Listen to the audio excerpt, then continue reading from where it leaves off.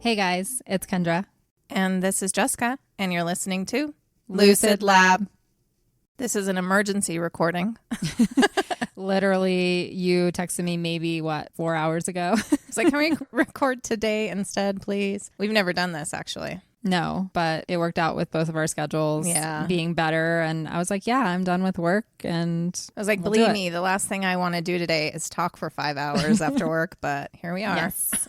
And we are in the midst of wildfires here in Colorado right now. Mm-hmm. And I was outside more than I should have been today. And I have an eye that won't stop watering. So it's going to look like I'm crying the whole time. It's all right. I'm the only one that can see you. And it's a good thing that you're the only one that can see me because half of one of my eyes is bloody. Bloodshot. Yeah.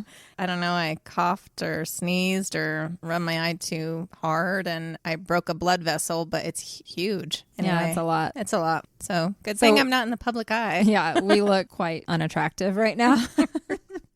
That's why we're podcasters. That's right. We're just cat ladies. And maybe why you will never get us on video. Someday. Lots of good lighting. But we won't talk too much. Yep. Nothing really exciting has happened since we were here last. No, it's only been a few days. I am ready to hear more about this story, this fucked up story of Shelly and Dave Knotek. Yep. So we are back for part 2. And I think where we ended last time is Kathy was given the opportunity to flee and she didn't take it. Yeah, she was just so broken. And I don't want to talk about Shelly again, but here we go. I got to get her out of my life. Get the story out and move on to the next depressing topic that we have on the calendar. I know, right? So I think Dave was gone at this time, and it was on these weeks he came back on the weekends. Okay. He rarely saw Kathy. Okay, so he had no idea how bad? He had no idea how bad she was getting. Okay. So there would be times where he wouldn't be home for like a couple months. And a lot can happen in a couple months. Yes. In this household, it can. Yes. So one of the times he came back was shortly after Shelly had brought her back. Okay. And Shelly made him kick Kathy. Made him, okay. As we know from last episode, he's her bitch. Yeah, he does whatever she says. He's probably low-key afraid of her too. Oh, I know he is. Yeah. She beats on him too. Mm-hmm. But he's still a part of the abuse. Mm-hmm. He never understood why Shelly wanted Kathy punished. It was her friend. But he did it anyway. It's not children, you know? Right. She didn't need discipline. She was a grown woman who did everything that Shelly wanted her to do. He said later that he often thought about Kathy while he was gone. Okay. Like he was worried about her, but he didn't have it in him to fight with Shelly. He's off working and living in a tent. Yeah. So his life's pretty miserable enough, I guess. I mean, it is really miserable. If you're working all day long, it's all physical labor. Mm-hmm. Then you sleep in a tent. And then when you come home, you're in the shit show of this house. Yeah. You have no rest. There's no rest. I just never understand people who get trapped in that. I don't know. It's hard I can't judge anyone because maybe they don't have the resources to get out, but. And in this case, and I think I'll talk about it later on, he'll always say it was just for the girls. He never wanted to leave the girls. Okay. But, you know, going home for Dave was never good. Shelly always yelled at him that he was the worst husband. He was her slave. Mentally, he wasn't well. He took everything Shelly said to heart and believed her. So she broke him down. She broke him down too. But Shelly had a way of keeping the truth from him because she's getting his money. So she's manipulating him while he's gone. Mm-hmm. She has to keep up some kind of ruse when he's out of the house. So maybe she's really sweet on the phone. I think so. Yeah. Because he would write her love letters and stuff. Okay. So he goes in and out of adoring her, essentially. Okay. But it was also because of that she would pile on the guilt that he wasn't a good husband and father because he wasn't around. Oh, my God. Even though he was the only one that worked. Yeah. What's he supposed to do? Right. So he did feel the guilt, I'm not here. Mm-hmm. I'm not taking care of my family. I'm not taking care of the house. This is my responsibility, but I can't be in 2 places at once. Right. Because if he was at home, she would complain about him not making enough money. So he was in a rock and a hard place. Yep. And there was a lot of times when he would attempt to drive home and he was so tired that he couldn't do it. So he would often sleep on sides of roads. Wow. And just not get there. And soon it became something he did on purpose.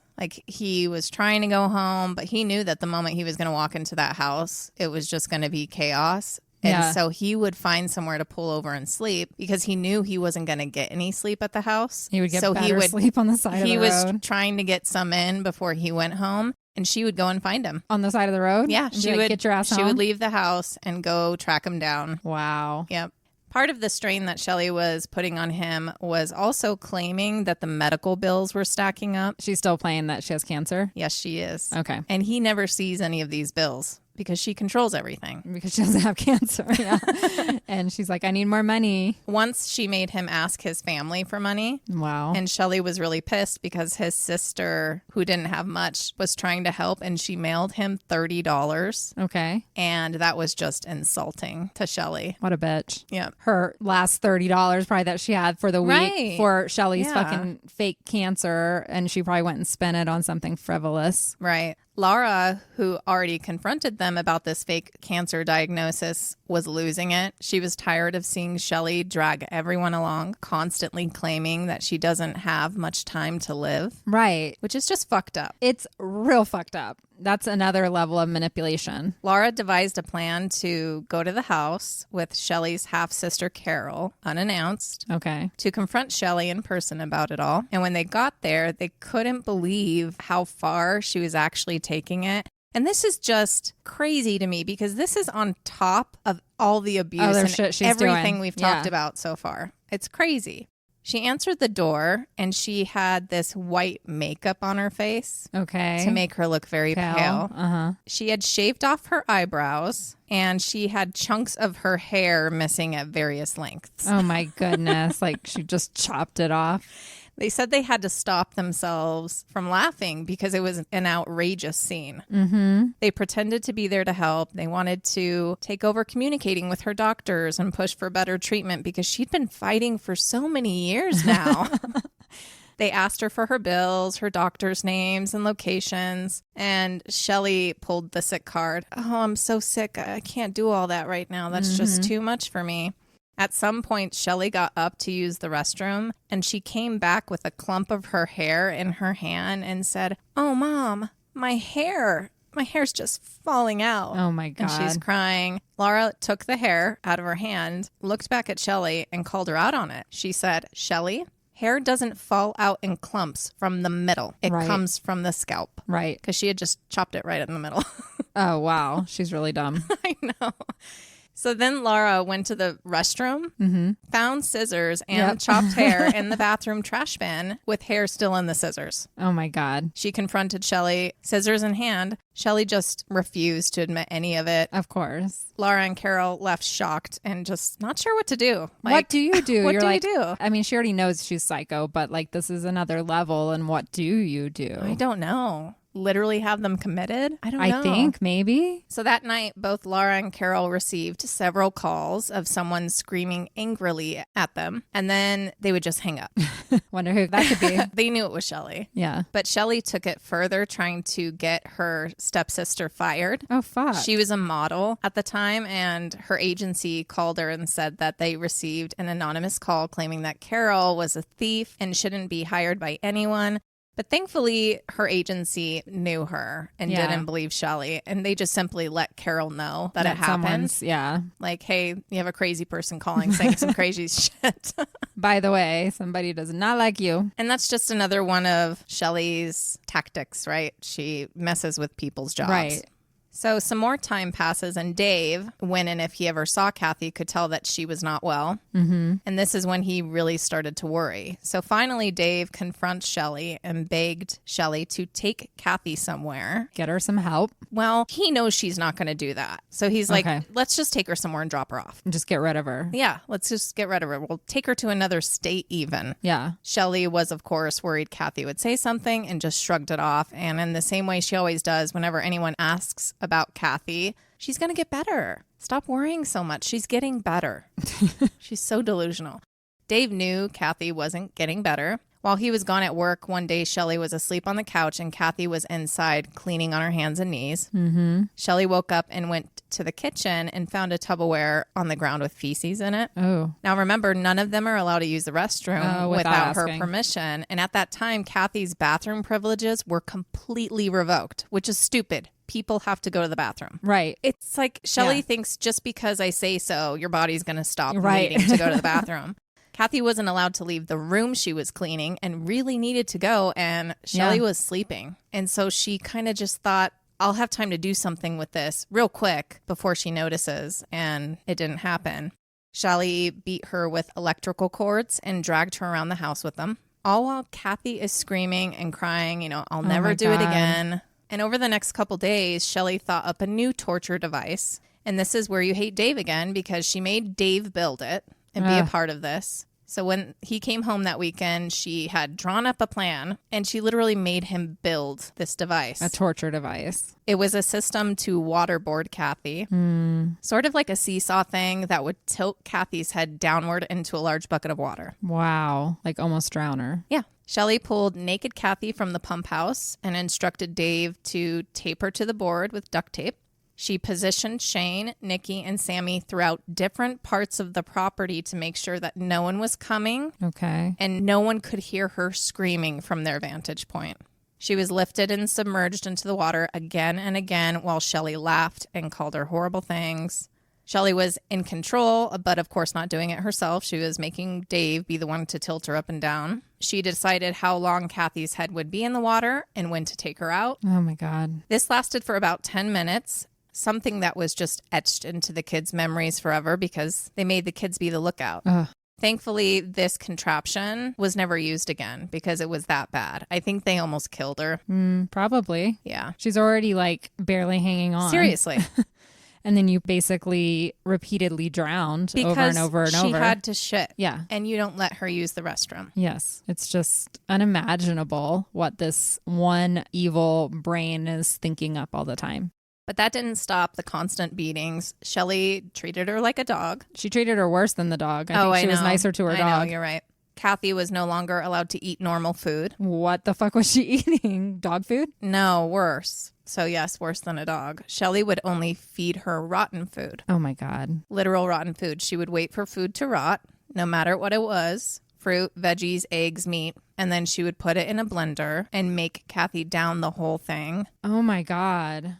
Another time, Shelly made Kathy eat an entire cup of salt. That could kill you right there. I know. It's a wonder why Kathy is deteriorating. Oh my God. Like, I don't even know what to say right now. I feel like I'm in the same boat I was in when we were talking about Junko. I know. You're just like the depravity of somebody's mind to think of this shit. Like, I would never even think, like, I know. Like, whose brain works this way? That's scary. And if your brain works this way, you should be like a horror writer or something, but not. That's like using your evil for good. Yes. And not Get acting it out on in it. another way. So Kathy's been with them for 6 years now. Wow. She was once a heavier set woman. Her skin now sagged. It hung in folds. She lost over 100 pounds. Cuts, bruises, and scars covered every inch of her body. Wow. Her breathing was now labored. She couldn't stand anymore on her own. Moving from place to place required help from someone. And this included a random day when Shelly decided Kathy needed an actual bath. Okay. Here's the thing that we do see from time to time. When Shelly realizes that her victim is too hurt, she becomes loving Shelly sometimes. Sometimes. Okay. Anytime Shelly was seen to be doing something, quote, nice, it's usually something sinister behind it. We know that. Right. So Shelly, with the help of the kids, got Kathy up to the bathroom, started a shower, but Kathy couldn't stand on her own, and so it was switched to a bath. When Kathy was trying to get in, she was kind of holding on to the shower door, and she didn't have enough energy to just raise her leg over the tub wall, and she slipped. And the glass door came crashing down on the floor with her. Wow. And Kathy rolled into the glass, which cut her abdomen, and it cut her legs. Really good. Yeah. She really needed a hospital, but Shelly was not going to take her. Nope. Shelly said she would take care of her. Everybody worked to stop the bleeding. She was bleeding pretty heavily at the time. Right. She really needed stitches, but Shelly just ended up wrapping them up. She promised to keep Kathy in the house instead of the pump house after this. Okay. They put a twin mattress in the laundry room, and that's where they put Kathy in bed. So kind. She needed help to get up and down from there. And over the next few days, something changed with her. She was there, but not there. No, she's ready to die. Yeah, she couldn't respond. She just gurgled when talked to. Something was really wrong with her brain after that fall. I don't think it was just the cuts, but, you know, And the kids knew it. They tried talking to her and helping her do things, but she was slipping away really fast. The weekend of July 1994, Dave came back from work and heard gurgling and soft moaning noises coming from the laundry room. He was told about the bathroom incident because he wasn't there for all this. Right. Shelly said that she was fine and being taken care of on the phone. Like, why do you ever believe her? Right. Anyway, Shelly was trying to get out the door with the girls when he got there. He immediately asked, "What's that noise?" Yeah. Shelly said, "Oh, it's Kathy. She's resting." He knew that wasn't someone resting, and he stood up to Shelly and said, "What the hell is going on here?" Right. She just screamed back, "She's getting better." Oh, my God. And then Shelly left with the girls. Dave went to Kathy, and he found that she had vomited, and the sounds that he was hearing was her choking on her vomit. Oh, my God. Kathy's eyes were rolling back. He tried shaking her, like he panicked. Shane was still there, and he yelled to Shane, asking, "What's wrong with her?" Shane came and stood there in shock. Dave tried getting the vomit out of her mouth to clear her airway. He was scooping it out with his fingers and like shaking her and yelling at her. And she stopped breathing. Yeah. He started performing CPR. He did it for a really long time. He knew he couldn't call 911. No. Shane was just pacing, screaming about how fucked up everything is. Yeah. And when Dave realized she was gone, they both just sat there and they stared at each other for a really long time. They didn't know what to do because it happened. Someone died. It was bound to happen. Like, 6 years of torture leads to something. Right. So Dave called Shelly. On the drive home, Sammy kept asking Shelly if Kathy was okay, and Shelly would say she's fine. But Nikki knew something had happened because Shelly was acting a bit differently. Yeah. When they got to the house and the kids found out that Kathy was dead, everyone was in hysterics. Everyone was crying. Shelly and Dave, too. Yeah. Shane begged her to call the ambulance. She's not gonna. She just kept saying, "We can't. She's already gone." And then she starts putting all of the guilt on her family. They'll tear us apart. Right. They'll rip us apart. You're going to go to foster care, blah, blah, blah. They're going to treat you so much worse than me? What? No, foster care would be a huge step up. Shelly decided that the kids were going to stay at a motel that night. She took the girls there, making them swear not to talk to anyone. She came back at midnight, dropping off Shane, too. That night, they made Shane help get rid of Kathy's body. They rigged up their outdoor fire pit with metal and a lot of other things to make sure that it burned really, really hot so that it would cremate her. Right. Shane and Dave put her into the pit and stacked wood all over her. Before starting the fire at almost midnight, Shelly took Shane back to the motel. So he didn't have to be there to watch it happen, but he helped build everything. Yeah. It took over 5 hours and Kathy was gone. Okay. Reduced to ash.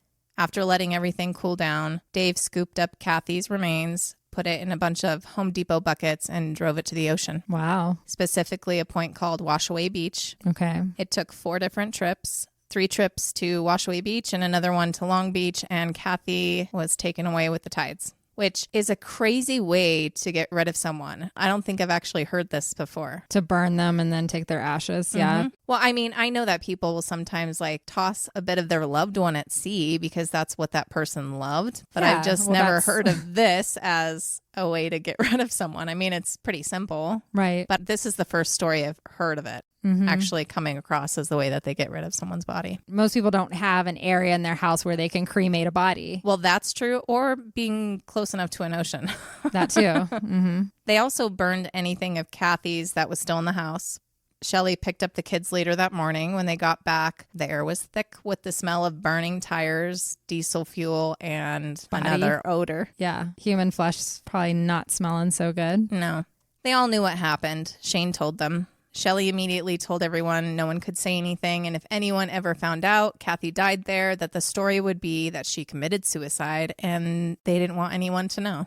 Dave was riddled with shame and regret. He knew he was to blame too. As he should be. He participated in her torture, although not all of it, but he never stood up to her. No. Not in a way he needed to. Where did he think that was going to end? A few days later, Shelly told Nikki and Shane that Dave had burned up some insulation in the fire pit, and she wanted them to find little pieces that were left over. She gave them a bucket, and both of them knew they were searching for bones. And teeth and just whatever else. Oh, she had left. No teeth. Yeah. That's right. She had no teeth. They did find some stuff, including a piece of jewelry, but it was Shane that she made scour it for days. And then Dave took off the top earth, took it somewhere else, and then later a garden was planted in that spot. Okay. So they were pretty thorough. Well, remember, Shelly likes to read these types of books. Okay. So she had ideas. That summer when Nikki read all those books, it was tons of true crime stuff. Murder mystery type stuff. Yeah. So just to orient ourselves here a bit, because we're in a new episode, Dave is 41, Shelly's 40. Okay. Nikki's now 19, Shane is 18, Sammy is 17, and Tori is 5 years old. So why aren't the 19 and 18 getting the fuck out of there? We're going to get to them. Okay. Shelly had successfully isolated Kathy from everyone she knew. Her being dead was an issue, though. Shelly decided to keep up the story of her running off with this Rocky guy, right? That trucker. And this is what she told Sammy. So Sammy, I don't think Sammy saw the body. Oh, okay. And I think she wanted to believe. Yes. Even though she knew both stories, she ended up telling herself the story that Kathy was away with some guy. Yeah, it's easier to accept. Yeah. And it took some time in her life to accept it otherwise. Dave, Shane, and Nikki didn't think that people are going to believe that Kathy ran away with some guy. But Shelly threatened everyone to stick to the story, and she went further to make sure that this was the story that people would believe. She made Nikki forge Kathy's signature on cards and letters to friends and family, essentially explaining how happy she was traveling with Rocky and that she planned to never go back to Raymond. And she actually made Dave drive to Canada to mail the letters from there. Oh, my God. See, she thinks of everything. Yeah. It's scary. She's diabolical in every way. But after this, Shelly was paranoid, and she started zeroing in on Shane. He was the next in line. For what? To kill? Like, is this her new... There's a pecking order of abuse. Now Kathy's gone, so she's got to take it out on someone. Number one. She told him that if he told anyone anything, she would pin it all on him. Because remember, Shelly did have him abuse her. True. This threat made Shane want to rat her out for real. And he also realized that Shelly's sudden focus on him, thinking that he would tell, wasn't going to end well for him. No. Her obsession with Shane confessing got worse and worse. Every day telling Dave that Shane was going to turn on them and they needed to do something about it. Oh, no. But it wasn't just Shane she was paranoid about. She was worried that the neighbors knew something. Yeah. She made Nikki spend most of the summer in the crawl space under their neighbor's house so she could listen to find out if they knew anything or if they said anything to suggest they're suspicious. Wow. About the Knoteks. Okay. She also made Nikki follow them when they'd leave their house. Make sure they're not going to the cops. Nikki could never hear anything under there, and she never saw them doing anything weird, but Shelly was just never satisfied. This paranoia lasted for a year. Okay. Dave started not coming home again. He was depressed from everything that happened with Kathy and tired of hearing from Shelly that Shane is going to tell.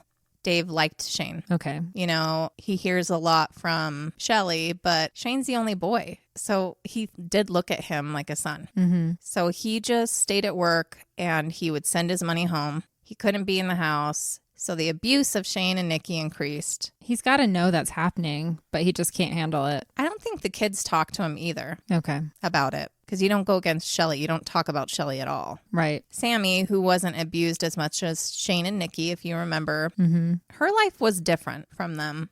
Yes, she got some abuse, but Sammy was a popular kid. She was a track star. Okay. She had a boyfriend. She would wear nice clothes. Her friends would even come to the house sometimes. That's crazy. Because Shelly loved to keep up appearances. Right. But some of Sammy's close friends did know how crazy she was. They did know that there was some abuse. Not to the extent nobody that would was ever, actually happening, but nobody would ever come up with some of the stuff that they were doing there. Sammy was just really good at compartmentalizing everything. Nikki and Shane, they just weren't. Yeah. You know, that was their reality.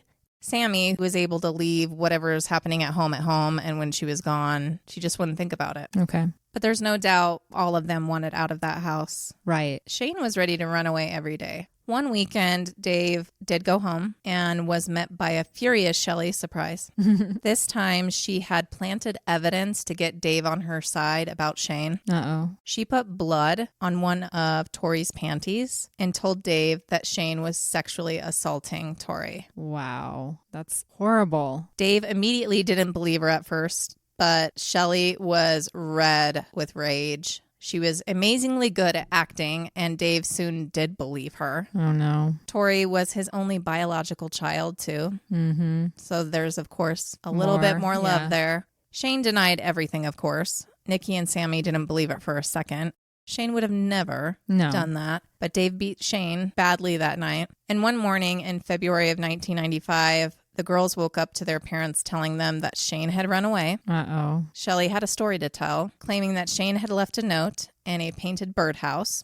It was a school project he had made at one point. The letter said, "I love you, Mom." No. Nikki knew right away. Yeah. No, something's wrong. Yeah, they did something to him. Shane hated her and would never give her a gift. No, fuck off.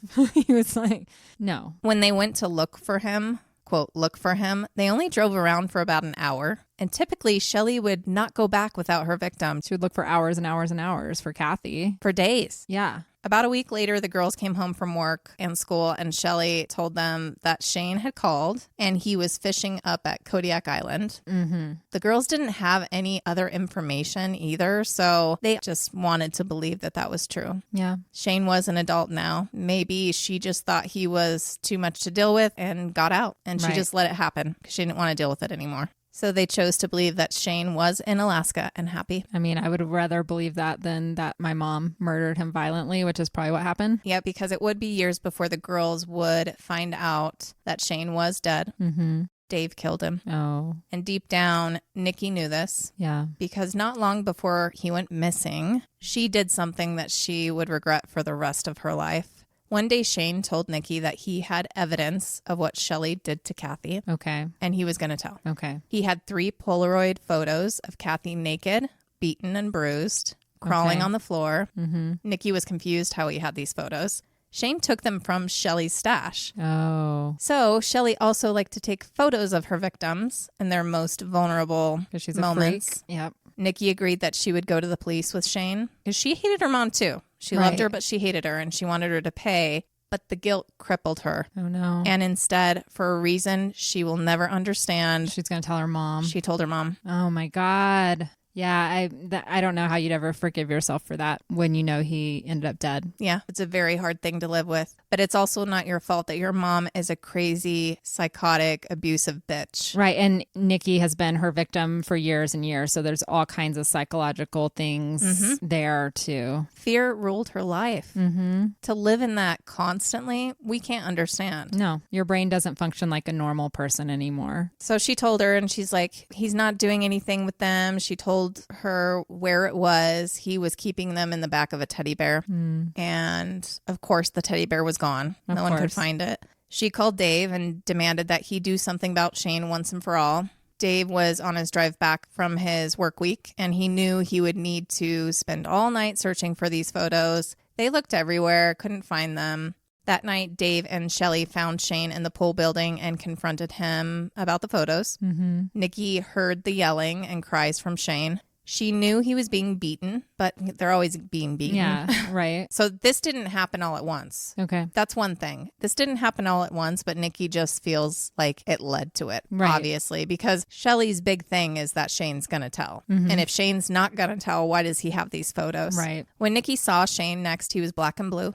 The sad part is Shane had no idea that Nikki told on him. Okay. Because Shelly had a way of finding out everything. So he just thought she found it out. Yes. Well, that's good that he died not knowing that she betrayed him. But in the spirit world or whatever, he's gonna all find is out. known. Right. So she regretted it terribly. Yeah. Every time Dave came home on the weekend, Shelly just nagged him about Shane. Shane was like his son. He didn't want to hurt him. He really didn't want to hurt him. He didn't want to kill him, but Shelly pushed and pushed. And to placate her, he eventually told her he was thinking of the best way to do it. So every time she asked, he'd be like, well, I need to think about it. Right. It needs to be done right. And he was hoping she would eventually let it go, but she didn't. Not that. No, she's not. And that fateful night in February, Dave got his .22 out of his car. He went to the pool building where Shane was sleeping. Mm-hmm. And without saying anything, he shot Shane in the back of the head. And he was gone. And he was burned and scattered in the ocean like Kathy. Oh. Now, Laura, after a while, she was seriously starting to wonder about Shane. Mm-hmm.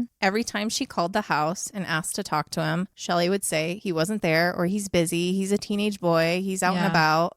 Other times she would say he ran away, but he always comes back. Okay. Or we'll find him, we'll bring him home. He's just being a difficult teenager. Mm-hmm. This entire time, Laura had no idea about the abuse. Okay. No idea. She knew Shelly was a control freak and crazy and made up stories, but she had no idea that these children were being hurt. Okay. Because she never saw anything that would suggest it happening. She never saw bruises. You know, she wasn't allowed to be alone with the kids. She wasn't allowed to take them places. It wasn't what you would see like with the normal grandmother relationship.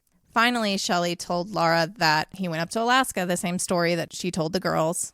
Laura didn't believe it, but Shelly promised that she would have him call her next time he reached out. And this went on and on for quite some time. Mm-hmm. And again, he's 18, so technically he's old enough to go run away and do whatever he wants. Well, I guess at this point he would be 19 because we're a year later. Mm-hmm. And even though Nikki is now 20, she is still at the house. I just wonder why she didn't leave. Yeah. Like go get a job and get out of there. To explain why Nikki is still there, because it is an odd time to mention it, I kind of have to go back. Nikki had waited her whole life to turn 18 and get out, go to college. She was ready to finally be able to take care of herself and leave that house. She was accepted to a community college with a grant to pay for school. Okay. And was so excited. But of course, what do you think her mother's going to do? She sabotaged absolutely every chance of her doing this, to the point that Nikki had to eventually drop out. She wouldn't let Nikki shower. She made her go to school, even college, in dirty, torn clothes. She took away her bedroom. She took away her car. She gave her no money, and Nikki had no friends, and now Shane is gone, and that was really her only other lifeline. Yeah.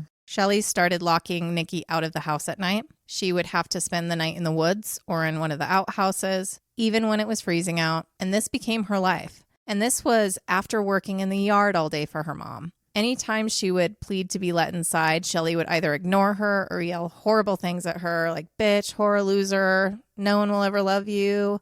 Then randomly, she would let her in for a day or two. Yeah. Feed her, tell her she loved her. Then she'd get kicked out again, sometimes naked. Ugh. One day when Nikki was outside doing chores in just her underwear, Shelly was suddenly coming at her really quickly with a butcher knife. Oh my God. Nikki ran as fast as she could, but somehow Shelly caught up to her and pinned her to the ground and slashed her thigh. And this was like a 2-inch gash. Wow. She was bleeding pretty badly. Yeah, there's a femoral artery that runs right through your... Yeah, thankfully she didn't oh my God. do that. Bleed out. But she ran into the woods and she stayed there that night, bloody and naked. Another day, Nikki had had enough, and she actually tried to commit suicide. Yeah. She made a new set of twine and tied it to a beam in the chicken house, but it snapped. Sammy was outside doing chores when she did this and went to the chicken house and found Nikki crying and laughing. She told her what she had just tried to do, and both of the girls just laughed because Sammy understood why. Right. Why she's trying this. Sammy's punishments were increasing too, and she was starting to be locked out at night. So the girls started keeping blankets and coats in the chicken house. Oh, that's just smart. in case. But then Shelly would find them and take them. Of course. One night, Sammy had also had enough and attempted suicide as well. Okay. Because these are now young adult women. Right. And it's a very hopeless feeling. Like there's no escape for them in their mind. Where are they going to go? And they're afraid to go tell anyone what's happening. Yeah. So Sammy, the way she tried to do it is she, you know, they lived kind of in the forest. So she went and ate some poisonous berries from the forest. Okay. But it didn't work. Yeah, she just vomited. More. She had diarrhea for a week. You know, her mom didn't care, which is horrible. Hopefully she let her use the bathroom. Oh my God. I didn't even think about that. But that brush with death changed Nikki. Little by little, she started to fight back. Oh, okay, good. Especially after finding out that her mother had been lying to her whole life. She found a stash of letters and cards from her biological father, Randy, and his family. Oh my God. She found out that they had tried seeing her multiple times. That'd be devastating. Shelly always stopped anything like that from happening. They sent her gifts for birthday, Christmas, every single year, and Shelly would rip off the tags and give them to Nikki saying they were from her. Oh my goodness. This whole time, she had another family that loved her and would have taken her in a heartbeat and wanted to see her, and Shelly made her believe that they hated her and wanted nothing to do with her. So fucked up. To go 20 years of your life believing your mom. Yeah, thinking your mom is the only option you had. Yep. And then to find out, oh no, I could have gotten out of the situation. Right. One night, Nikki was being berated about being a lazy bitch who needed to find a job. She worked outside all day. She had no money. She had no clothes. She had no car. Her mom had taken all of that away. How the hell is she supposed to get a job? Exactly. For the first time Nikki spoke up, she yelled at her parents. Another time, Shelly was chasing her outside again. How does Shelly have so much energy to abuse people? Like, oh, she just reminds me of like a rabid dog. Whenever she's mad, she has twice the strength, twice the energy. She's scary. She's a demon. She's very scary. Well, she was running outside chasing her again, and Shelly got on top of her and was hitting her, and Nikki fought back physically, and she never had. Shelly was shocked. Good. Nikki told her to fuck off and to never touch her again, and she ran away into the woods. Wow. Shelly didn't like this, of course. No. And rather than attempt to punish her more, Shelly decided to send Nikki to Dave's sister, Trisha's home for 10 days. Okay. Nikki couldn't believe her luck. Yes. Of course, Shelly told her it was because Sammy wanted her gone for hitting her mom. Sammy doesn't want you around here because you're hurting me. Yeah. Nikki was ecstatic. She had only met this lady a couple of times, but it was 4 hours away in British Columbia, and she couldn't wait. It's a dream. Shelly dropped her off at the bus station, telling Nikki she would miss her and she loves her and that she'll see her in 10 days. Nikki's like, nope, I'm never coming back. Shelly was pushing Nikki down the same path as Kathy, and this trip is what saved her. Okay. It is amazing that Shelly let this happen. Maybe she thought that she had her so whipped, like Nikki wasn't going to say anything to anybody. Oh, okay. But when Nikki got there, she told her aunt about some of the abuse and asked not to be sent back. Okay. And soon it had been weeks, and Nikki still wasn't back. Little Tori missed Nikki so much, though. Remember, Tori's just a baby. She's young. She doesn't know everything. No. And she had been shielded from seeing most of the severe abuse and was never abused herself. So she felt really abandoned by her sister. She didn't understand. Sammy understood, of course. Right. And was happy that she was safe for a while. But now Sammy's going to be the next in line. I know. And then when, Tori, she's not being abused yet, but she will be. Yep. It's coming. It is. One night, Tori had her first experience with abuse from her mother. She woke up to being slapped and hit by Shelly. Okay. Before Tori went to sleep, she had written a note to Jesus asking for Nikki to come back and saying something about knowing that she's gone because mom was mean to her. Oh. She put it on her windowsill that night. For Jesus. And Shelly found it. Yeah. She's 6 years old. It's so sad. So this event absolutely frightened her. And it did put the fear into her about her mom. Yeah. Over time, with Nikki still gone, thank heavens this aunt believed her and let her stay longer. Right. Shelly started talking shit about Nikki nonstop to Tori. Oh. And it got to a point where no one talked about Nikki. Okay. At all. We don't talk about As Nikki. if she never existed. Yeah. I was just thinking we don't talk about Bruno. We don't talk about Nikki. Yeah. Eventually, Trish had to send her back. Okay. But once Why? Nikki got there, I think because it's Canada, one. Yeah. And Shelly's a scary bitch. I think that's another part and of Trish it. is like, I don't want Shelly coming after me. Yeah. But why didn't she turn her in or do something? I don't think Nikki gave everything. Okay. Nikki is 20 now, though. But she's scared for her sisters, too. Yeah, I could see her going back for that reason. Yeah. So Trish sent her back, but once Nikki got back, Shelly said she didn't want her back, saying she wasn't a good role model for the girls. Okay. Nikki was made to go be with Dave, where he worked, and pitched a tent next to her dad. Okay. For the first time, Nikki saw that her dad was destitute. All money he had was sent back to Shelly. Right. And the two had to get groceries from food pantries and showered at the state park. Wow. She was so angry at him for all of the punishments that he was part of, but she realized that he was just a pathetic man Yeah. owned by his controlling wife. Yeah. She asked him why he doesn't leave. Yeah. And he said, because of you girls. But he's not there protecting them. I'm like, but you can help those girls in so many other ways, dude, than just staying there. Like, I just don't think he was ever a strong enough his man. brain has already been broken by her.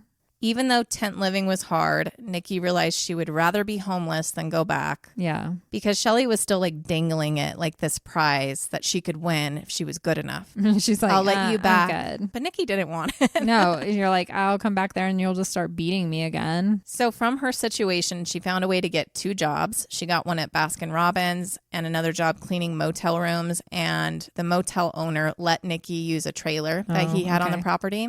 And so for the first time, she was actually on her own. Mm-hmm. With Nikki gone and Sammy right behind her in age, almost done with high school, she knew her time to leave was near. Right. Although Sammy was never the main focus of her mother's abuse, she was abused, as we know, and spent the majority of her life hiding bruises. By her senior year, she had had enough. And unlike Nikki, Sammy had a support system outside of the house. Right. She could tell friends, parents. She had her friends. She had her boyfriend. Sammy stopped caring if people found out what was happening at home. And she started to kind of act out. She let out little clues here and there at school. Like if she was late to class, she would tell her teacher, well, my mom made me sleep outside. Oh, wow. Okay. If she couldn't turn in an assignment, she mentioned that her mom threw it away because her mom's that fucked up. Right. Or that she couldn't turn in her library books because her mom burned all her books in the fire. I wonder if the teachers at first were like, yeah, right. I mean, they might, but she was a track star. So at the same time, she doesn't seem like she was a crazy student. True. So they did take her seriously, because it all added up one day, and they brought her into the counselor's office and said that they believed her. Good. And that they were going to arrange to have her and her little sister removed from the home. And Sammy panicked. And she retracted everything. And she said she made it all up and she was just being stupid and she was mad at her mom for something. No. This is what makes me mad. They shouldn't have let it go because abused kids will do that when confronted. Because they're afraid. Like if there's an issue, why are you going to the child and asking them? Absolutely. You just go to the house. Go to the house and see if something's off. You're going to notice as soon as you get there that there's something going on. But at the same time, Shelly makes sure that everything looks perfect. And I get it. Like social workers are overloaded and all of that. Yeah. But I feel like we hear this story too much. I know. Yeah. Until one of the children ends up dead. And then they're like, oh, yeah, Child Protective Services showed up there 20 times or whatever. Exactly. That's what you hear. And it's like, there is absolutely no reason that anybody should be showing up to someone's house that much unless there's an issue. There is an issue going on. The kids don't lie like that. In my life did social services show up to my family's house. Me neither. I'm sorry. Yeah. That's just a sign. Yeah. One night, Sammy was out late with her boyfriend, Kaylee Hansen. He dropped her off at home and waited until she was inside because he knew that Shelly wouldn't let her sleep inside sometimes. Wow. So if he saw that Sammy couldn't get in, he would take her back? No, he'd sit there and honk his horn until Shelly opened the door and let her in. Oh, okay. What he didn't know was that most of the time, as soon as he left, Shelly would just kick her right back outside. Exactly. And then, of course, Sammy's not going to tell him that's what happened. She's ashamed. Ashamed and also trying not to cause too much drama. Yeah. This particular night, this is what happened. But it was cold and Shelly threw a glass of water at her beforehand. Sammy decided to run to her boyfriend's house a mile away instead of sleeping on the porch at home. Okay. And even though Shelly had kicked her out, you would think she had cameras on these kids all the time because she knew immediately that Sammy had ran away. Wow. When she got to Kaylee's house and was out of view, she saw her mom's car whiz past her. She ducked into his garage and hid there for the night. Oh my God. It's like, how does she fucking know? It's crazy. Because she doesn't sleep. She just sits there and watches them. Oh, she's up all night. Yeah, that's what I'm saying. Sammy did manage to graduate. The day she graduated, she was covered in bruises from Shelly. Bruises she couldn't tell you what from. At this point, Dave was so out of it, never home. He believed Shelly when she told him that Sammy fell down. And that's how she had these bruises that day. How? Even though he had been involved in some of the punishments, obviously capable of murder, he still claimed for a long time that there wasn't the level of abuse going on that was later claimed. He doesn't know. He's never fucking there. He didn't see it. He doesn't want to believe it was that bad. That too. Either way, it was time for Sammy to figure out what she was going to do. Like Nikki, she had always dreamed of going to college, but Shelly sabotaged that for her too. Oh my God. Sammy had planned her escape on 2 separate occasions, once before school ended, but only managed to stay away for a couple of days. After that, she knew she needed to plan better. She spent the last few months of her senior year preparing. The hardest part was leaving Tori behind. Yeah. But as far as Sammy knew, Tori had never been abused by Shelly. Okay. All the really bad abuse hadn't happened for some time. It was just beatings and sleeping outside, but it wasn't like the intense stuff that Shelly used to do. Right. I just feel like these girls should know that they are better off literally living on the street and begging than being at home with their mom. What I came upon often was that they just thought any mom was better than no mom. Yeah. It was kind of something drilled into their brains. Psychological. Yeah, we have no idea what she said to them over and over from a very young age. Right. We have no idea what their personal conversations were like. So she thought Tori would be okay. Tori never mentioned abuse, and she had never seen Shelly do anything to her. Okay. So it's the summer of 1997, and Sammy's ready to leave. She planned it out with her friends, Lauren and Leah. Sammy stuffed everything she owned into black trash bags one day, and while she, her mom, and Tori were out on a shopping trip, Lauren broke in, got the bags, and everyone was going to meet up at her house when they could. Okay. Sammy tried to give Tori a little notice. She knew that she was going to feel abandoned again. Like she had with Nikki. She told her that if she didn't come home later that night, to check under her pillow for a note. Okay. She wasn't telling her where she was going because her mom would find her. Shelly's just going to find the letter. Right. When they got home from shopping, Sammy saw that Lauren was successful and knew it was time. Sammy lied, saying that Lauren ran out of gas somewhere and needed to go pick her up. Shelly didn't think anything of it and just said fine. Okay. She spent one day at Lauren's and the next day at her boyfriend's. She knew her mom was looking for her. Yeah. She thought about just driving and sleeping in her car wherever she ended up. She had dreamed of going to Hollywood at one point, so she thought about that. But when talking to Nikki suggested that she goes to Grandma, go to Laura. Oh, yeah. Nikki was planning to visit Laura soon, and maybe they could see each other. Shelly had since reported Sammy's car missing as stolen. Oh, okay. So she couldn't drive it. Kaylee's mom agreed to take Sammy to Laura. And there Sammy stayed for the entire summer. Good. And like Nikki, it was the best summer of her life. Of course. Nikki had missed her sisters so much. Even though Nikki was an adult with jobs and her own place, Shelly was still trying to get her to come home at this point. Okay. She tried sabotaging one of her jobs and had policemen showing up at her trailer for welfare checks. Oh my gosh. I don't know exactly where Nikki is at this point, but she thought about trying to go live with Laura. Okay. Maybe get a job at the nursing home or something. Mm-hmm. And Laura was elated. Right. For once, Nikki and Sammy were going to be with her at the same time, and she hadn't had them forever. For years. Yeah. And the girls hadn't seen each other in a year. Oh. Nikki was a brand new person. Her hair had grown out. She had a boyfriend and she was confident. All the things Sammy had never seen in her sister. So it was a really emotional reunion. Yeah. Not that Shelly didn't want to ruin that too, because Shelly was furious when she found out. Of course she was. That both of her girls were with Laura. Shelly called in anonymous tips to the nursing home saying that Nikki was abusing patients. Oh, God. There was an investigation. Wow. She made Dave go and wait in the parking lot for Nikki to get out of work and follow her. She was worried that the plan was to abduct her and bring her back. She knew that Shelly was worried that they would talk still. Yeah, of course. They're walking liabilities out there. But Dave was losing it. He would try to calm down Shelly, but he wouldn't be too pushy about it. She controlled him, and he would just do whatever she asked. She'd be like, go stalk her. And he literally would just go sit in his car. He's like, I'll take a nap while I'm here. He's like, anything to be away from her. He was constantly called while he was working with her nagging. One time, Sammy and Nikki were at a church camp this one weekend, and somehow Shelly got wind of it and made Dave go there. Sammy picked him out of the crowd, even though he had tried to disguise himself. Okay. He had like glasses and a hat. Obvious. And so she went up to him and he begged her to come home. She walked with him somewhere out of earshot of others and sat down with him. Because Sammy did love Dave. Yeah. She knew he was Shelly's bitch. Yeah.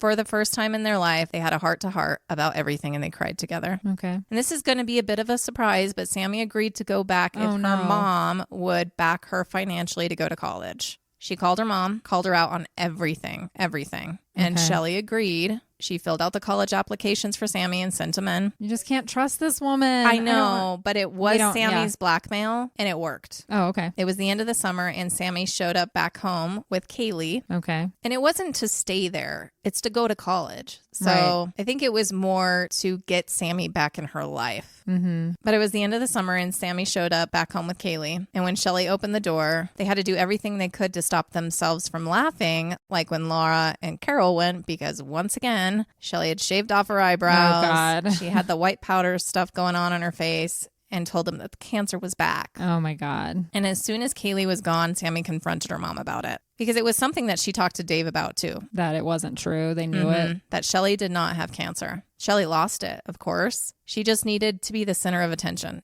Sammy didn't care, though. She got what she wanted out of the arrangement. She got to go to college. Good. And this included not staying at home. She was able to get a place. I couldn't confirm where exactly she officially ended up staying. I think it was like a dorm situation eventually. But Sammy was trying to apply for an apartment near the school and found out that her mother said some shit. Had somehow gotten a loan for $36,000 using her social security number. Oh my God, even worse. She wasn't approved. That is... I mean, the lowest of the low. And Shelly was a mess with money. At this point, Dave didn't even have a bank account. She actually removed him from their bank account. What is she spending all this money on? They're not going anywhere. She's not going on trips. She's just buying a bunch of shit. She just buys everything. So she's a bit of a hoarder. Hoarding, yeah. Like she would go to Target and write 9 different checks at Target every day. What are you buying? Just anything. She had a shopping addiction. Yeah. But poor Dave, not poor Dave, sorry, but all he ever had was enough for gas. Mm-hmm. And she's just buying random shit at Target. She's like, why not? She had debts all over the city, kind of like the same thing that she did with Randy. Yeah. And no one's social security numbers were safe near her. She used everybody's. Not even their bank accounts. The town was so small when she ran out of her own funds, she would go to her daughter's banks. I'm their mom and take their money and they would give her money. So fucked up. This is why I don't like small towns. It's ridiculous. Because they're like, oh yeah. Well, it's your mom. You should help your mom. So I'm going to give her your hard earned money. Yeah. You're 20 now. It's like, no, if I wanted to help my mom, I would help my mom. Right. At some point before leaving, Sammy also found out, similar to what Nikki found out, that her biological father, Danny, had been looking for her as well. Of course. At some point, I think she found this out in the middle of trying to be an adult and finding out that her name had debts and everything already, that Shelly changed Sammy's name to Sammy Joe and gave her Dave's last name so that it would be harder for him to track them down. Sammy would find out from her real father later on that part of their fights was because of how Shelly took care of her as a baby. He would come home from work and find Sammy in the crib like she had been there all day. No diaper change. No diaper change, just bottles stacked up in there. And Shelly would jump off the couch and act like she was going to go get the baby when he got home. Shelly was just not meant to have... She wasn't meant to be alive. You know, we say she wasn't meant to have children. She wasn't meant to have a relationship. She wasn't meant to do anything. She's just a bad seed. That's why I'm like, she is a demon walking on earth. I don't know what else. Psycho fucking lady. I can't think of anyone else as fucked up. I mean, her and Rose could have been best friends. They probably were. They probably are down in hell right now, best friends. Still alive. They will be best friends. They will be best friends. I'm surprised they're not pen pals. They might be. We talked about that in the last episode, saying that her and Ariel Castro are pen pals. Yeah, I bet. Yeah, Rose is on her list because they're cut from the same cloth. So Kathy's gone, Shane's gone, Nikki's gone, Sammy is gone, and Dave is gone most weekends. When he does go home, it's to see Tori.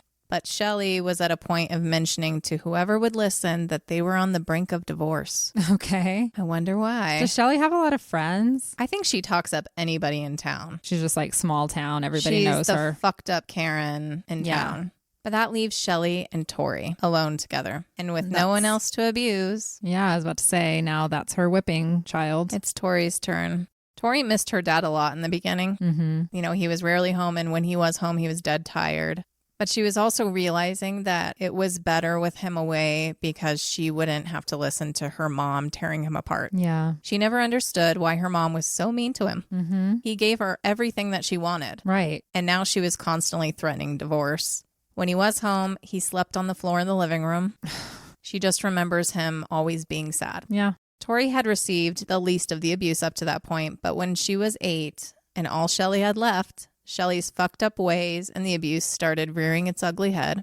She would throw out her daughter's homework, all the typical shit. The stuff she did to everyone else. The first real abuse outside of that slap that she got when she was 6 was around this time, and something that sticks in her mind as what was really the start of it all. Okay. She was shoved really hard against her father's old ham radio for no reason that she can remember. And she hit her head really hard and she started bleeding and crying. Aww. And instead of comforting her, Shelly screamed at her, "You pussy, get up." Oh my God. She's 8. That's fucked. She remembers this being the time when her own behavior shifted. She didn't think of her mom as mom. No. Because she couldn't believe that her mom did that to her. No. And after this, she just made sure to obey everything that her mom said. She didn't want it to happen again, but soon realized it often had nothing to do with you. No, it's just... or anything you did. Mom's in a mood. She was the victim of her mother's random punches, kicks, beatings, with any household objects Shelly could get her hands on. Unlike Sammy and Nikki, Tori didn't have anyone there. No. To go through the same thing. Yeah, she had no one to to comfort commiserate her with. Yeah.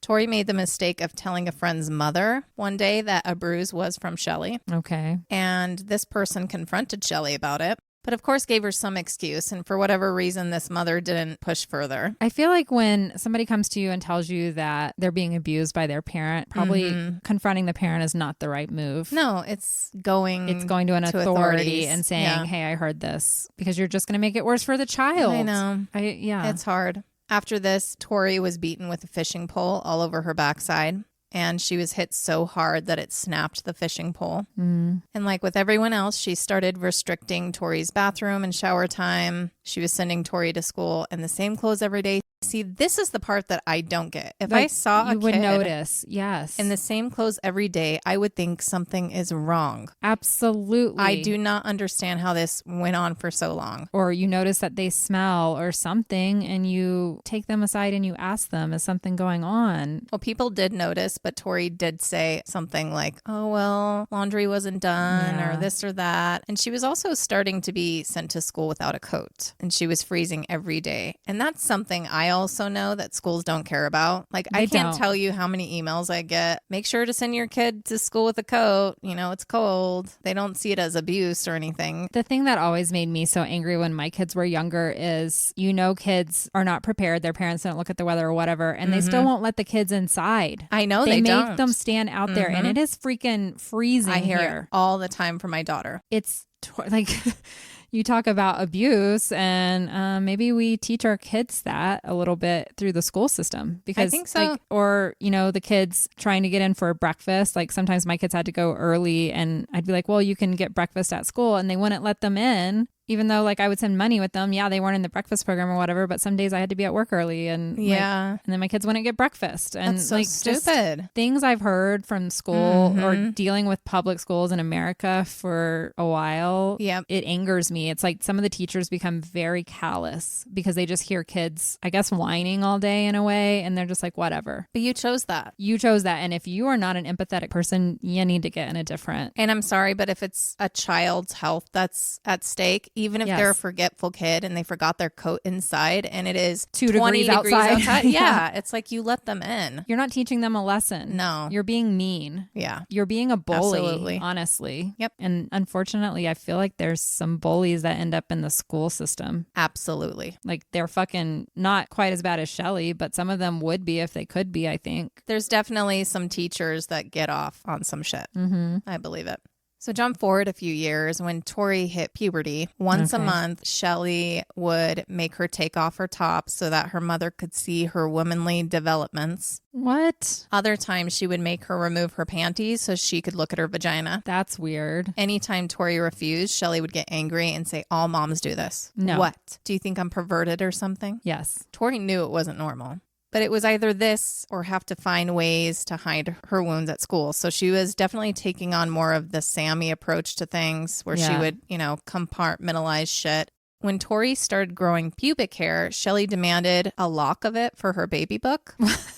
And Tori thought it was crazy because it is. It is crazy. But Shelly argued, and finally Tori went and cut some off and gave it to her. And this was only to humiliate Tori, though. Because when she handed it to her mom, Shelly goes, I don't want that. I just wanted to see if you would do it. Okay. So fucked up. This is your mother. You're so weird. Such a weird person.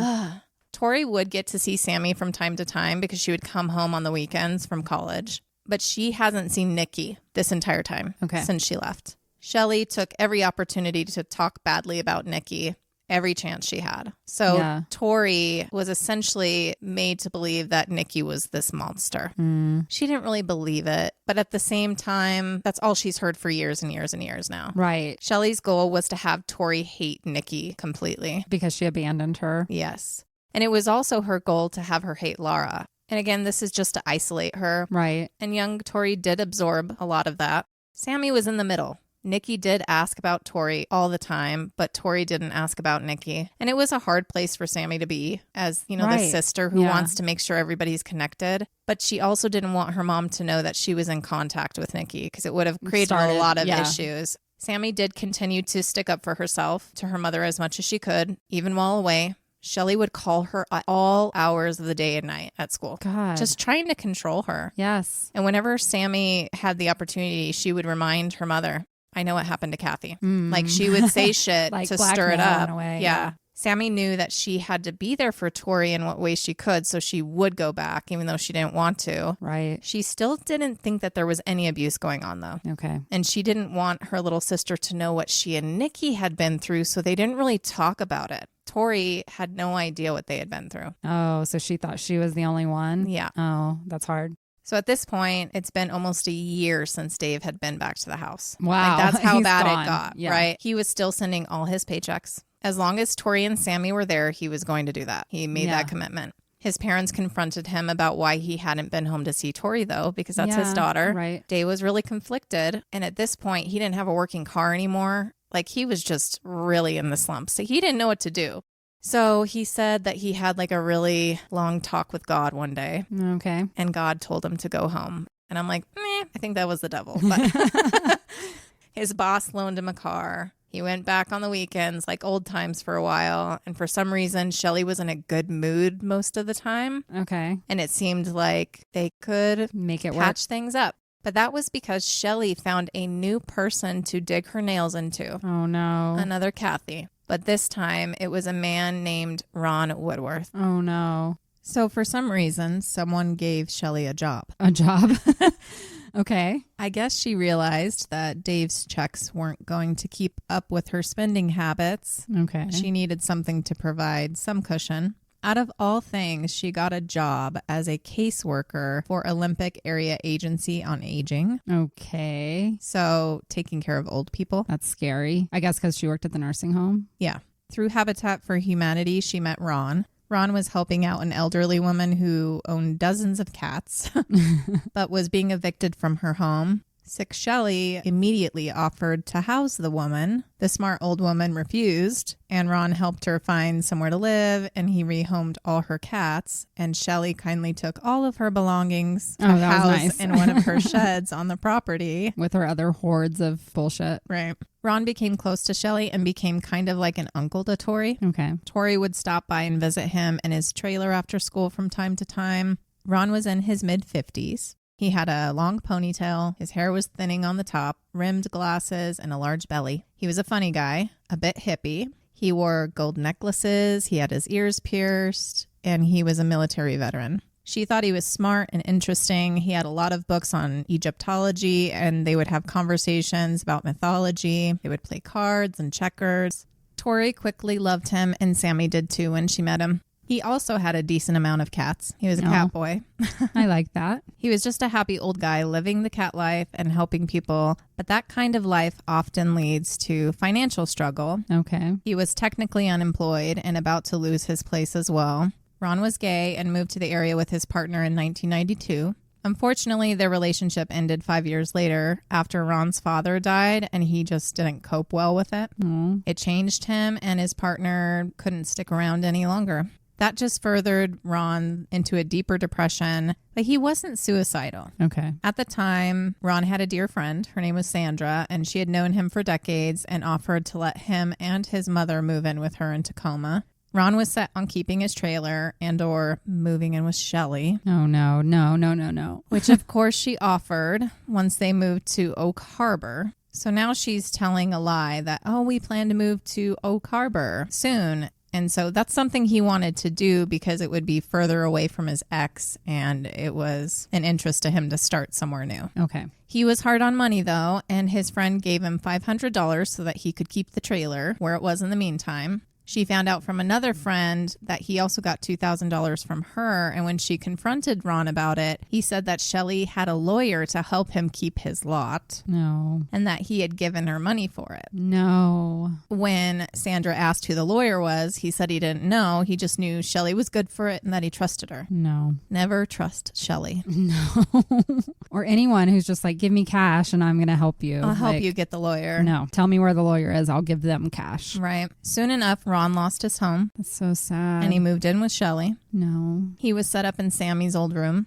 Everything he needed, including all his personal things. Tori was excited. Sammy knew better. And Dave only found out one weekend when he came home. He was like, that a man was living there. Yeah. Looking back, he said when he initially met Ron, he wished that Ron wasn't gay. Yeah. And that him and Shelly would become a thing so that it could just be over. And he could escape. Dave was at the point where he was waiting on Tori to grow up. Yeah. So that he could leave once and for all. Of course, Shelly played it off the same way she did when Kathy had moved in. He needs a place to stay. He's going to help out around the house. Dave thought the guy was nice, but otherwise just didn't care. Mm-hmm. He wasn't worried about a man being there because all of her abuse was towards women. Was towards a woman. Well, Shane. Well, those were children. Yeah, true. He didn't think Ron was a Kathy. Okay. But he had no idea that Shelly was just as capable of tearing down a man like Ron, like she was with everyone else. It was a new challenge for her, even, maybe. Also, though, Dave's not considering himself. She tore him down, too. Right. That's true. He's her little bitch. Yep. And has been for a while. The first few times Sammy went home to visit, things seemed to be okay, but she noticed things starting to happen right away. Ron was doing everything for Shelly.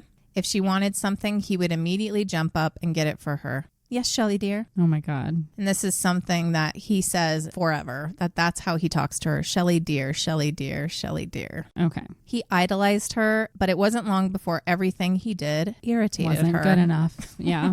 She started snapping at him for every little thing, even things he wasn't doing. He would just apologize. She started using his sexuality to berate him, calling him a useless fag. No. She would say he was a bad influence on Tori and to stay away from her. Tori didn't understand. Ron was their friend. Right. Why couldn't her mother just be nice for more than one day? Right. But like all the kids before noticed, when Shelly had her favorite person to abuse, things became easier for them. Yeah. Tori noticed that she wasn't the main source of abuse anymore. Ron was. She was constantly hitting him. When she wanted to take it up a notch, she would take him out back and do something. Tori never found out what it was because she was made to stay inside and away from the windows. Okay. And this became a daily occurrence. Soon, Ron wasn't allowed to eat with them. His diet became toast and water, along with a handful of pills. That's how she keeps the adults. Yep.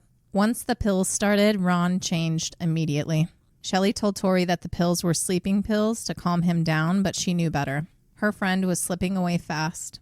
Like with the others, she took everything away he owned and kicked him out of the bedroom to the floor of the computer room. He spent most of his time outside doing chores. Then it was the bathroom and shower restrictions. Same old game, time and time again. Yeah. But it wasn't just controlling when he could go to the bathroom. She didn't let him go inside at all. She would say, I won't be having a fag using my bathroom. Wow. She made him go outside. But if she found feces outside, she would beat him. What's he supposed to do? If she made him sleep inside, but he needed to go to the bathroom, he couldn't. He would have to wait. Oh. But sometimes that's not possible to do. And he would pee in something and hope to dispose of it somehow before she saw. One day she found a cup with urine in it and made him drink it. Oh, gross. This woman. I hope she's dead. No, we already said she's not dead. Yeah, she's not dead. I hope she's being tortured somewhere. Oh, you're going to have fun when we get to the end of this. So during this time, not surprisingly, outside of the home, Shelly's job as a caseworker came into question. Because she was abusing them too? Well, most of the staff there didn't understand how she kept her job, as long as she did. She was either super involved with patients in a way that was concerning, or she ignored them almost completely. Okay. She was written up in December of 2000 for two things. She told one of her clients that she didn't need to take her medication anymore, which was interfering with her doctor's very specific orders for her conditions. Another client claimed that she stole something valuable from her when she came to her house. Shelly claimed that the client gave it to her as a gift. Oh, yeah, I'm sure. She was caught doing all kinds of ridiculous things, and she had a poor performance review a month later. Shelly had Ron write into her work praising Shelly for being an excellent caregiver.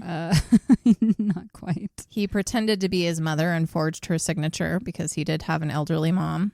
But that did nothing. She was written up for a final warning, and next was probation, which happened. She was fired 5 months later. After Shelly was fired, she drove by with Ron and had him flip off staff members. Eventually, he received like a sort of restraining order to not go near the property just because Shelly made him do stuff. Do shit. Yeah. Ron was just doing whatever she wanted, and at this time was like Kathy in believing whatever she said he was. So he took on whatever identity she gave him. Sandra, his friend, had been trying to get in touch with him, but Shelly would pull her normal BS and say he wasn't there or he was outside and wouldn't let her talk to him. Sandra was really worried because she didn't trust Shelly the moment that she found out that Ron gave her that money. Yeah, she knew something was up with that woman. She threatened Shelly that she was going to file a missing persons report if she didn't have him call her. And then within a day, she got a call from Ron. He gave her some story about hiding from the police. Okay. That there was a warrant out for him because of his debts. And this is just another one of Shelly's lies that he believed. And then, of course, he was like, Shelly's helping me. Sandra tried to offer him a job and to live with her. She was really worried about him. Yeah, as she should have been. But he refused, and she didn't know what to do. She couldn't make him leave. Shelly already had her talons on him and turned on the abuse pretty quickly when it came to him. What Ron didn't know is that Shelly was working day in and day out on isolating him from his family, too. Aww. Ron was the caregiver for his mother, but she drove a wedge in that. Ron did everything he could for her, but when his mother raised complaints, Shelly would be right there to make everything worse. Then Shelly was going behind his back and calling his other family members to say the opposite, to tell them how horrible Ron was treating their mother. Wow. And that his mother was like a mother to her, and she couldn't believe what he was doing. She said she was having Ron stay with her to get him back on his feet and so that he could become a better son. They all believed her. Yeah, this woman. And vice versa, because she turned Ron against his family too. No. His mother, siblings, and his ex all received angry letters from Ron, upset letters claiming that he was done with his mother, that he's going to move to Seattle, change his name, and that if anyone needed him to talk through Shelly, and even hinted towards possible suicide. Wow. In these letters, he also gave Shelly permission to get all of his personal property from his mother. After that, there would be no more communication from him. Shelly made his family feel so bad for her that she had to deal with Ron. Oh my God. They were thankful for her. They had so manipulative. No idea that she was the reason everything was falling apart. Wow. While this is going on at the Knotek house, Sammy and Nikki were still thriving. By 2001, Laura had retired and she decided to switch things up in her life. She moved to Oregon to fix up an old monastery and make it into a bed and breakfast and a wedding venue. I like that. That's cool. Nikki found out and decided to move down to Oregon as well and find a job there. But their first night together, they watched some kind of true crime documentary and Laura noticed there was a shift in Nikki. She didn't think much of it till the next morning. But then Nikki came to her and it was clear that she had been crying all night. Oh, no. And she told her, I need to tell you something. And that day she told Laura about Kathy and what had happened to her. Oh. And she told her more and they cried together. Yeah. Laura immediately said that they need to go to the cops. And Nikki was ready. Good. The sheriff came to take the report and then phoned the department in Raymond. Laura and Nikki were instructed to write down everything and fax it to the Raymond police, which they did on July 11th, 2001. Nikki was terrified of what would happen. Yeah. She was really worried about Tori, and she knew that there was a new person in the house. She was worried he would become the new Kathy. And she knew her dad was also responsible, but also a victim, and she was worried that he was going to commit suicide. Okay. She was surprised he hadn't already. She was so nervous, she didn't stay with Laura, and instead she went back to Bellingham, Washington, where she was living at the time. Okay. Did she tell Laura about Shane? Or she didn't know? Nobody knows what happened to Shane yet. Yeah. Telling her story, though, was a big step, and she decided to tell her then boyfriend, Chad, as well. He didn't understand why Nikki thought faxing a letter was enough. Okay. This was serious. Yeah. And he convinced her, you need to go do this in person. Yes. She was scared, but went with him to Raymond the next day. She told the sheriff there what she did in the letter.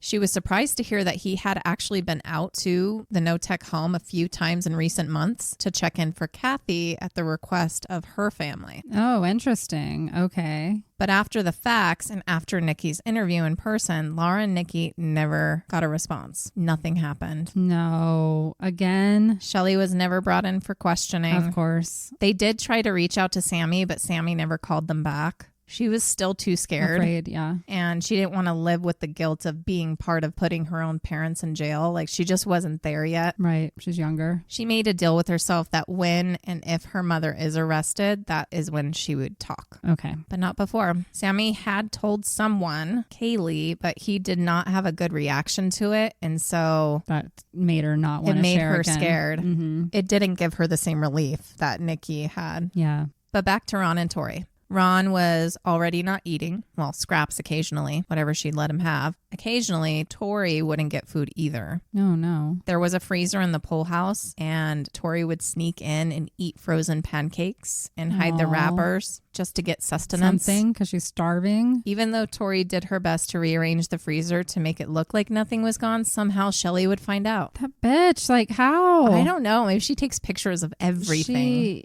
She's got something, or she's not human. Shelly ripped off her covers one night and made her undress. And this was one of those nights when she was just walking around with a robe and a boob hanging out, which she did all the time. And this was no exception. After Tori undressed all night, with half of it happening outside and the rest of it in the living room so that Shelly could watch TV at the same time, she had Tori doing jumping jacks or was made to run in place naked. Why? I don't know. They're just always naked. It's a humiliation thing. Yep.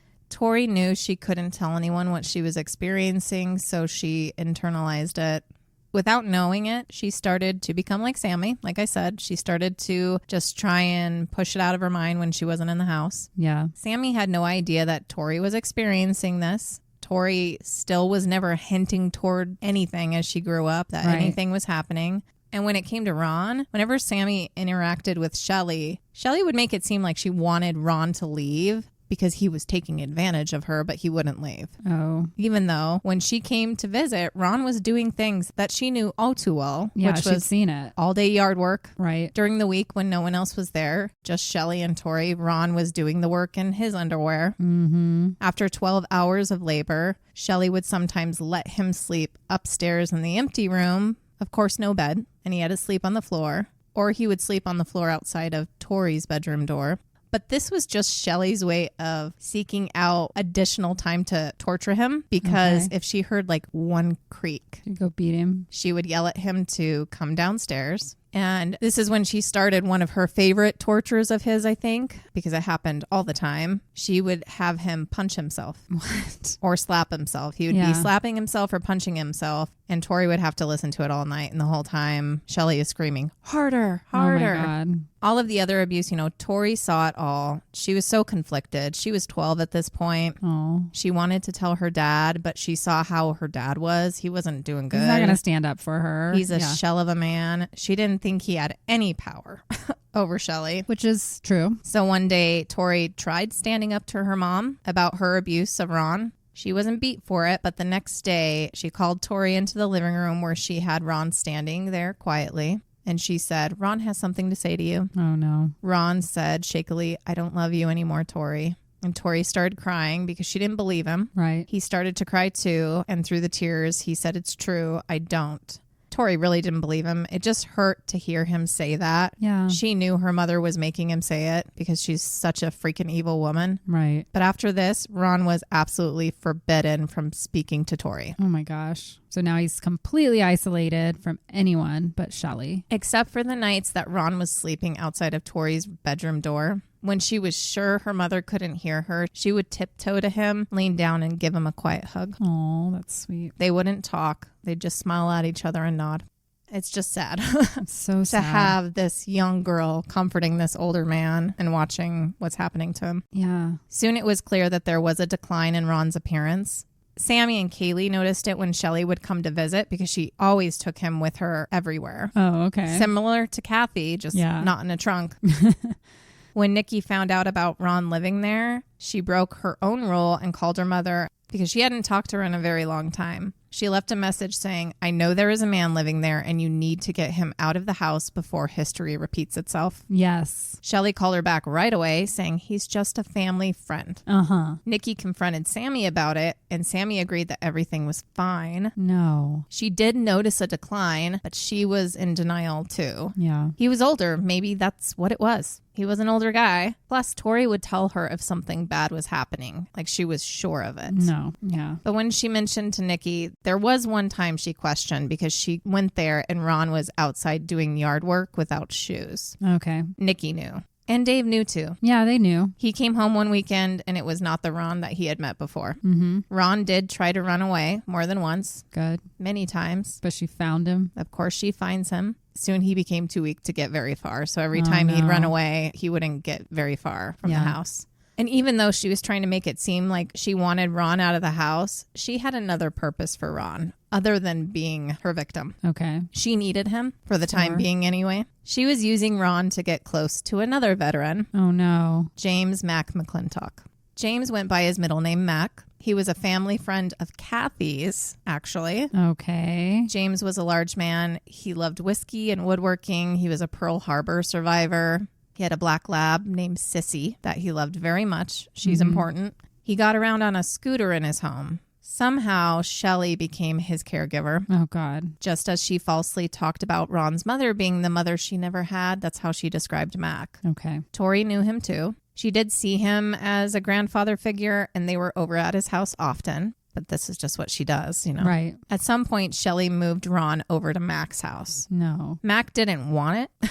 He didn't want this man living with him, but Shelly couldn't always be there, so she convinced him that Ron could help him. Okay. But nothing was different over there for Ron. Mac had other vacant rooms, but somehow Shelly still managed to control what was happening at that house. She had him sleeping in a storage room in the basement that had no windows. Okay. Another location there is she would make him sleep in a firewood storage area under the entryway to the house. Okay.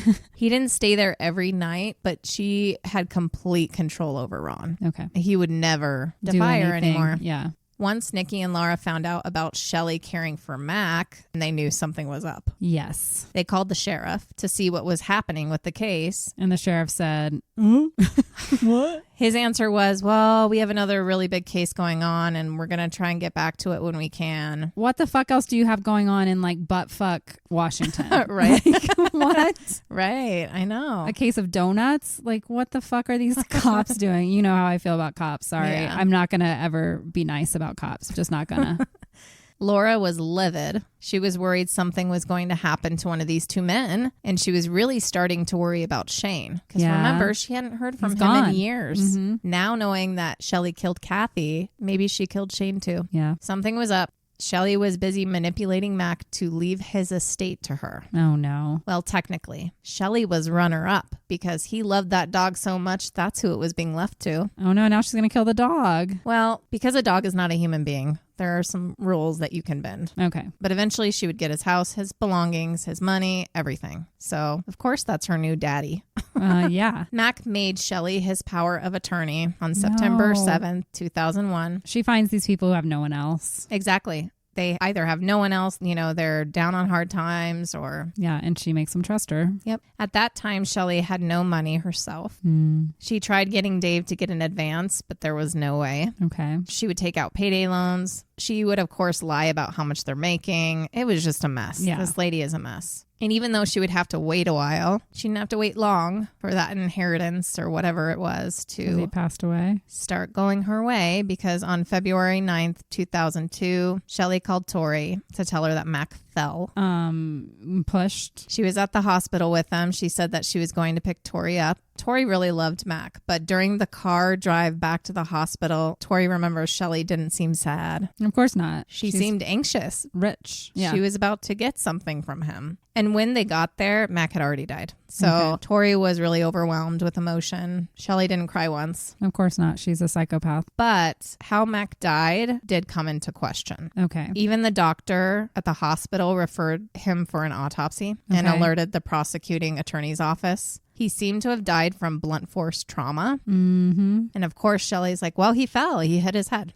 And they had no way to prove it otherwise in the end. Oh, but they have these reports that she's an abuser, like she potentially killed someone and now another person has died and they have questions. And what are these cops doing? Put two and two together, guys. And she was just named power of attorney and on his will. Like, come on. This is obvious as fuck. And this is in the 2000s. Like, they don't even have an excuse that it was like the 1950s when people didn't think like that. I know. This is when it's very clear out there that people have done this shit. Eventually, obviously, she's taken down, but she's just not taken down in time. They never are. You would think that this would distract Shelly for a bit, but it didn't. There was still the issue of the dog. Oh, no. So we talked about this a little bit. Shelly actually had a lot of animals. She didn't torture animals like she did humans. Right. But that didn't mean she didn't do bad things to them. I do know that sometimes she would tie the dogs like out by a tree and like not feed them for days and say that she was punishing them for something. Oh my God. So it's a dog. It's a dog.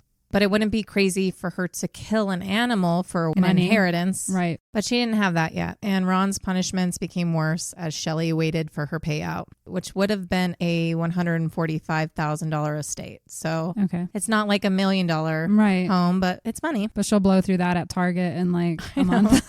Right? And his abuse got worse because this time she would justify everything that she was doing by claiming that it was Ron that killed Mac. No. Ron was with Shelly when Mac, quote, fell. Okay. But we all know who does what. Yes. But she kept saying it, and she'd say, "You're a murderer. I can't live with a murderer." And she hounded him with it every day until Ron, like Believed Kathy it. did, caved and just agreed, begged for forgiveness, and then took that on. Okay. On March 19th, 2002, Laura got a call from the sheriff's department. They were finally calling her back after a while. Yeah, it took them a few years. At this point, Laura knew that Mac had died and told the sheriff and said she killed him. Right. I have no doubt. It's obvious. But the man was old, and of course the deputy isn't going to just agree with her. He told Laura that the dog was being cared for by Shelly, and Laura's like, she's probably poisoning this dog. Yeah, when the dog dies. Go get the dog. Yeah. And he was like, well, we've checked on the dog, and the dog is fine. Oh, my God. Laura pushed the issue, and he said, we just don't have any proof, and we can't get in touch with Sammy. Laura didn't believe that. Yeah. She thought that they weren't trying to call her, but they were. They had actually. Been. Yeah. Sammy just wasn't calling back. Sammy was still stuck being the middle child and trying to keep everyone happy. Mm-hmm. Sammy secretly attended Nikki's wedding in May of 2002. Okay. So things are moving along. I know I'm like skipping stuff, but you know. Yeah. Shelly's being a horrible bitch like this always. This is what happens when there's crime over decades. Yes. Shelly and Dave were, of course, not invited. Sammy was actually sad they weren't there. So she's still dealing with her emotions. Like she's very conflicted during this time. She still wished that she had a family that could just love each other and be normal. But Shelly was too busy. She actually didn't care about the wedding or she didn't know about it at the time. I couldn't find that information, but she was worrying about that estate. Shelly had been having conversations with Tori about Tori needing to say that the dog was hit by a car or something. Oh, no. So, of course, Tori's like, you cannot kill this dog. No. From what I know, she never does kill the dog. Okay, good. I didn't read anything about that, but Shelly obviously was getting impatient and didn't want to wait. But even neighbors of Mac interjected and said it wasn't right for Shelly to get the estate. Good. That something was really fishy about it. It. Was real off there. A retired sheriff was also suspicious, and Shelly was having a lot of kickback. Yeah, good. She had to get herself a lawyer. She complained about harassment. Oh my God. And demanded that something be done about it because Shelly was just a sweet person and only cared for Mac. She didn't understand why everyone was so against her. All that stress just made her take it out on Ron even more. Poor Ron. And here is when we see his major decline. His friend Sandra actually was allowed to have lunch with him one day in the summer of 2002. Okay. He had lost a lot of weight. Mm-hmm. He did look sickly, but just said he was depressed. He took a handful of pills in front of her, claiming that Shelly helped him get them and it was helping him. But for some reason, it didn't help him with his headaches. Mm-hmm. She told him that she was really, really worried about him, and she was shocked at how much he had changed. Right. He was not himself by any means. He was kind of dirty. Ron used to be one of those guys who really cared about his appearance. That goes with a lot of gay men, usually. She left this reunion really upset. Yeah. And was surprised when Ron called her not too long after. Being out of the house, he had a moment of clarity and wanted to tell his friend that things actually weren't okay at the house with Shelly. Yeah. All he said is, she has my cars and won't give them back to me. Mm-hmm. Upset, Sandra drove down there and saw Ron's cars out front. And she was confused. Like, how is she not giving them back to you? Like, they're right there. Right. She didn't understand. And she didn't want to deal with Shelly. She knew Shelly was bad news, but she didn't have it in her that day to go confront her. Which confronting Shelly's not going to do anything. No. If anything, Sandra was just feeling like he was being exploited. She didn't know that it was actual physical abuse because you don't think that up in your head that an adult. a grown woman is abusing a grown man like this. You just don't think about it. Never, ever. Unfortunately, because we do this podcast, we see dark things, but I think elder abuse is common. Very common. And it's usually for people trying to get estates and money and just, or exploit them for whatever they have in their bank. Yeah. It's sad. It's rough. I used to work in a nursing home and I've seen some abuse from people there. Yeah. It's really rough. It's really sad. It's scary to grow old. I know. And you can't even trust your own family. I know. Sometimes that is who is the abusers. Mm-hmm. Shortly after that meal, Shelly cut off all of Ron's hair, something Shelly likes to do. For whatever reason. And he had long hair that he liked. He had long hair. One weekend, Sammy was there and noticed. She quietly asked about it, knowing it was one of her mother's forms of torture. Yeah. Just to make sure no one had healthy, beautiful hair. He just told Sammy that he liked it that way. She didn't believe him. She knew. But Sammy noticed something else too. He had one tooth left. Oh, fuck. He told her that all his other teeth were fake and that's just what he had left, and he was waiting on dentures. But she remembers Kathy's loss of teeth. Yeah. But he was older than Kathy, so she wrote it off. Kind of wrote it off, but she did confront her mother about it and about his weight loss. And of course, Shelly gave her some stupid excuse that he's actually in the best shape of his life. And he has muscles now that he didn't know he ever had. Whatever. He just loved working outside in the yard so much, it whipped him into shape. Mm-hmm. And yet, Sammy still didn't want to believe it and pushed it out of her mind and went back to school. Denial. Where she now had a teaching job. Okay. And she was still dating Kaylee. It's a long relationship. Mm-hmm.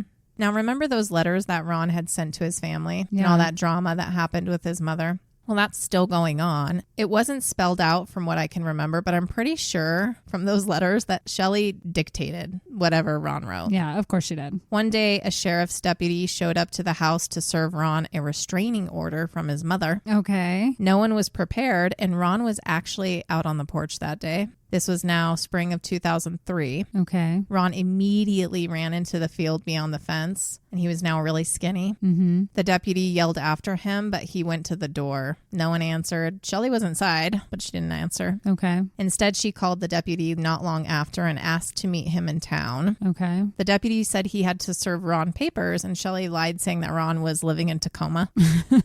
And he's like, I saw him in the field. I don't appreciate you lying to me. Like, I fucking saw him. Right. She backtracked and said, well, he's worried about the law and I'm trying to take care of him because he has a bad heart. Uh-huh. But she was surprised when the deputy brought up Kathy next. Oh, okay. Finally. Because her brother had hired a private investigator and her mother had missing persons ads in the papers. Okay. Shelly just said that she hadn't talked to her in a really long time. Okay. The cop wasn't giving her everything right now. She still had no idea that the cop knew that was looking into her for her murder. But of course, this made Shelly extremely paranoid, as she should have been, because things were about to take a turn. Good. One day, Shelly and Tori were in the car when Shelly was opening some mail and she went numb. There was a letter addressed to her. It was anonymously sent from Olympia on April 13th, 2003, and all it said was, "The gunshots you heard last night were from Kathy. Like the Lord Jesus Christ, she also arose from the dead and is back to revenge you, ashes to ashes." Love it. And they did hear a gunshot the night before. Fuck. So that meant someone knew. Yes. She pestered everyone in her family if they had heard from anyone asking about Kathy. Of course, everyone denied it. Shelly, for all her investigative ability, could not figure out who sent it. Might have been a smart time to calm down the abuse of Ron, but Shelly is Shelly. That's her vice. Or as everyone calls her in town, Crazy Shelly or Psycho Shelly. So she was known. She was crazy known. Yeah. Yep. She had a new punishment for him, and it was horrible. It was jumping off of the roof. That's it? Just jump off the roof? Well, that's a far fall, Kendra. I know that, but like...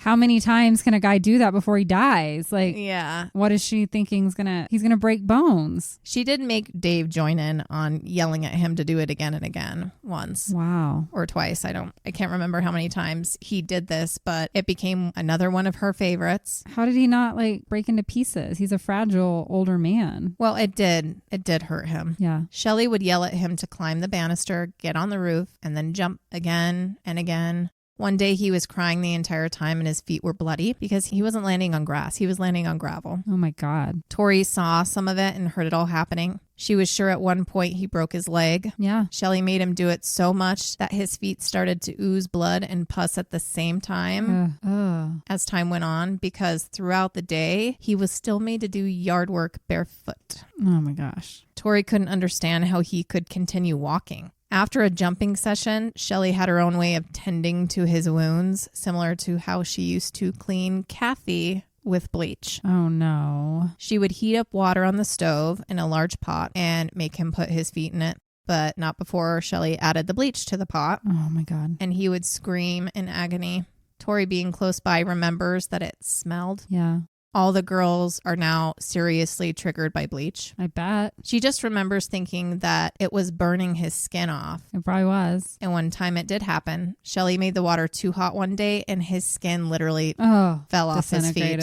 It was only at this point that Shelly started to wrap up Ron's feet, and Ron smelled like rotting flesh up until his death. Aww. After his feet were hurt so badly, Shelly did tone it down. It was too late at that point. She must have known he was dying. Yeah. Because I said, she wants to be able to torture someone forever. Yeah. She doesn't like the dying bit. She doesn't want him to die. Yeah. She started calling Dave and saying that she wants him gone. And she told him that she was going to take him to a homeless shelter, but that Ron is refusing. Other times she would say that he tried to commit suicide because he felt like he was a burden to the family. At this point, Shelly was serving him only whiskey as he laid motionless on a bench on the back deck. Wow. She told Tori that he was sick, but that he would get better. Always. Then she said that she was going to take him over to Mac's house so he could rest alone. Tori didn't understand. He would be all alone and he can't walk. Right. Shelly assured her that he would be fine and she's going to be checking on him every day, multiple times a day. And then Ron was gone the next day. Okay. Tori didn't believe that she had actually taken him to Mac's because she never heard her mom leave. Mm-hmm. And they have this really big gravel driveway in front of the house so you can hear everything. A few days later, Tori was confused when Shelly made Tori promise that if the cops came around asking about Ron, that she would tell them that Ron left and was now living in Tacoma. Okay. She did something with his body. Tori would continue to ask about Ron after that, and if she could see him, and Shelly would just snap, "He's resting. He's resting. He's going to get better. He needs rest." She claimed that she was still seeing him every day and he's fine, but Tori never stopped asking, and Shelly didn't like that. She started making Tori do everything that Ron had been doing before. Oh, no. Then it became, "Oh, you're so horrible at this. Ron did everything so much better. Mm-hmm. I wish Ron was still here." One day, Tori was cleaning the dog kennels and Shelly didn't like how she was doing it and locked Tori inside. Wow. The floor was covered in feces and Shelly sprayed her down with a hose until Tori was covered with all the poop from head to toe. And that would be the last time Shelly got to humiliate and abuse Tori. Good, because she's going to get arrested or she's going to die. Almost. The dog is going to eat the her. death. The dog's going to eat her face. That would be justice for a lot of different people and animals. To Tori and Sammy's surprise, Shelly called Sammy and said that she was going to let Tori go up and see her in Seattle for a few days. Okay. It was the first time Tori was ever allowed to do something like this. They met up at an Olive Garden that was halfway so that Sammy could take her the rest of the way. She noticed that Shelly's right hand was swollen. Mm-hmm. Her thumb was huge and Shelly was really on edge. Sammy told her that she needed to go to the hospital, and she swore up and down that she was fine, but she was super rude to staff and she looked like shit. Okay. Sammy knew that something was going on, but was happy to have her little sister for a few days. Yeah. And she had a surprise for her because Nikki was coming up to see them too. Awesome. Tori was immediately overwhelmed. She hadn't seen Nikki in 7 years. Wow. But more importantly, in her mind, she was worried that her mom was going to find out. Okay. Shelly spent years drilling it into Tori that Nikki was bad. Right. Tori said that she didn't want to see her. Sammy snapped back.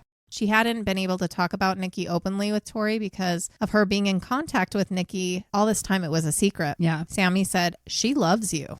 Tori thought maybe it would be okay, but she was still worried. So she was just extremely nervous that night and she couldn't sleep. The next day they met at a seafood place. Nikki is now 28 years old, married, beautiful, confident. Not at all what her little 5-year-old sister remembered. Right. And it changed everything for Tori. They didn't talk about Shelly or Dave the entire time. Awesome. They just reconnected and it was the best thing to happen to them ever. Forever. What the girls didn't know is that Tori's sudden visit had a reason. The night before Shelly called Sammy on July 22nd, 2003, Shelly had called Dave beforehand. She told him that she needed him to come home right away. She wouldn't give him specifics, but he knew. And if she asked him to come home, he went home.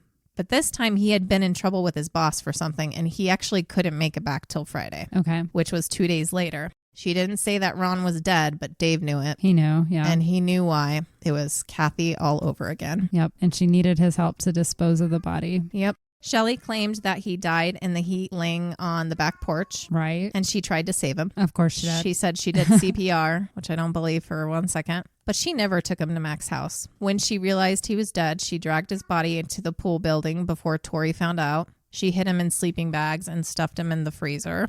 Dave got home and found out what he thought was the case was true. Yeah. He didn't take him out of the sleeping bags. He didn't want to see him. He put him in contractor bags, and he couldn't cremate as he had done with Kathy and Shane because there was a burn ban in place. Okay. And it would have only brought cops to them. Mm-hmm. So he had to bury him. Okay. Dave did it all by himself, of course. Shelly doesn't help with anything. No. Sammy and Tori were alone again after their lunch with Nikki. Nikki left. Tori was so happy to have seen Nikki and so happy whatever her mom tried shoving in her brain all those years didn't work. Good. Because she immediately loved her. The moment she saw her, she knew she loved her. But it made her realize what she had been living with her mom. Mm-hmm. Tori was worried that she wouldn't be able to keep their reunion a secret. Okay. Sammy told her that she had to. Yes, you can. Right. In an attempt to connect with her sister and prove to her that she could keep a secret, Sammy told her something from her childhood that she thought was silly. But when Tori said that their mom did the same thing with her, Sammy got really scared. Because she knew. For the first time, Tori told Sammy what she had been going through since Nikki and her left. They were both crying. Sammy had no idea Tori was going through that. And Tori thought she was the only one. Yeah, that's sad. She thought Sammy and Nikki didn't have any of that stuff happen to them. Yeah, she was too young to know. Sammy then asked about Ron and if he was being abused. Tori cried instantly. Yeah. She said, yes, and then some. Tori was confused. How did Sammy know about all of this? Because Tori was too young. Yeah, she doesn't remember Kathy. Sammy told her everything about what she and Nikki went through, about Shane, about Kathy. They talked all night. Tori told her that she thought Ron was dead and that their mom did something to him. So they decided to call Nikki, and Nikki was shocked by everything. At this point, things were different for Nikki. Like, she was happy. She was married. Yeah. And she had a whole entirely different life. She didn't want to be sucked back into everything having to do with Shelly, but both sisters knew that they needed to find a way to get Tori out of there. That was after they questioned if Tori... And these are just sisters trying to figure shit out. They asked Tori if she thought she could make it another few years until she was old enough. Yeah. Because they were able to get out. Yeah. You know? Tori was livid, of course. She wanted her mom stopped. Yeah. She begged them, saying that she couldn't do it anymore. But they couldn't just take her. Right. You know? So Sammy drove Tori back to their mother with the understanding that they're coming up with a plan. Right. But Tori was so on edge, and Shelly knew something was up. She studied Tori and asked her to come to her for a hug. And Tori said she wasn't feeling well.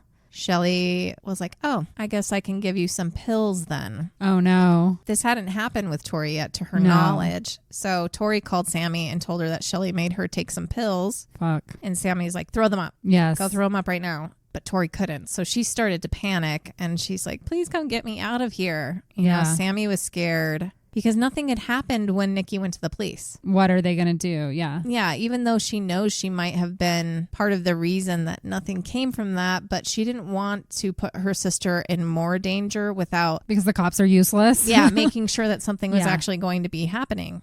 The next day, Tori went into the pool building where Ron's body was previously, and there she saw all of Ron's personal stuff, including the bloody bandages that used to be around his feet. Yep. Tori took some of those bloody items and she went and hid them in the chicken coop. Okay. She looked around the house for other items of Ron's that she knew were in certain hidden places, and everything was gone.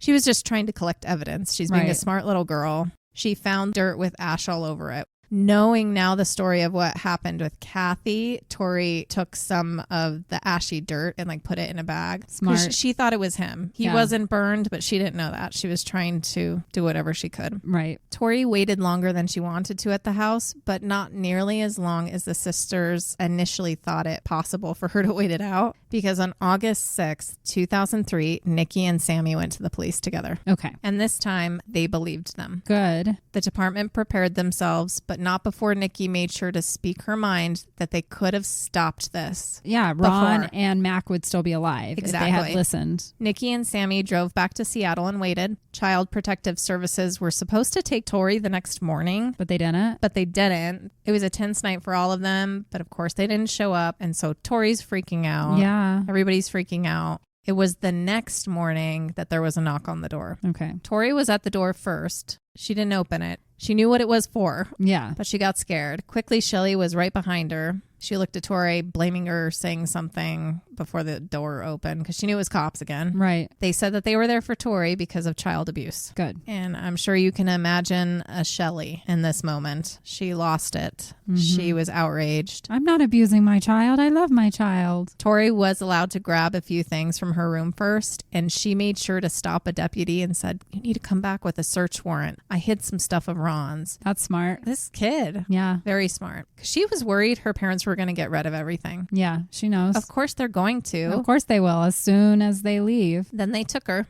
Shelly immediately called Sammy, freaking out. Sammy tried to play it off like she didn't know anything. Yeah. She called Nikki too.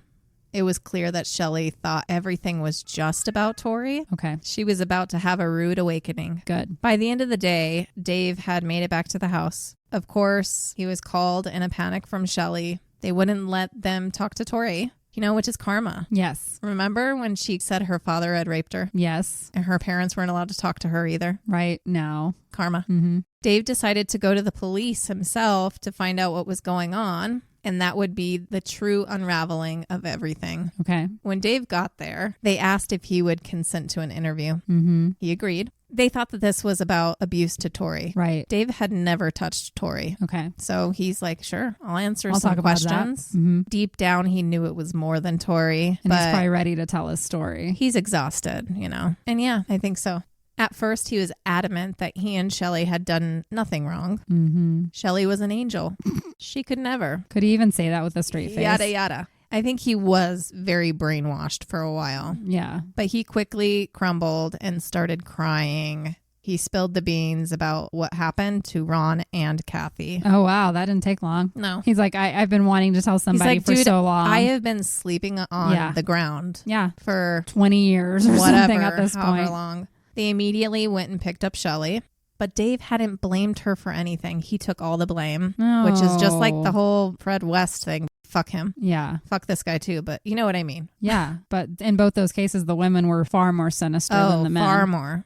The girls all cried upon hearing that their parents were arrested. Okay. It's rough. Yeah, it's Think your parents about it. Still. And everything you went through. And now they're in custody. There's some poetic justice to it too, because of when it happened. It was August 8th. Kathy Loreno's birthday.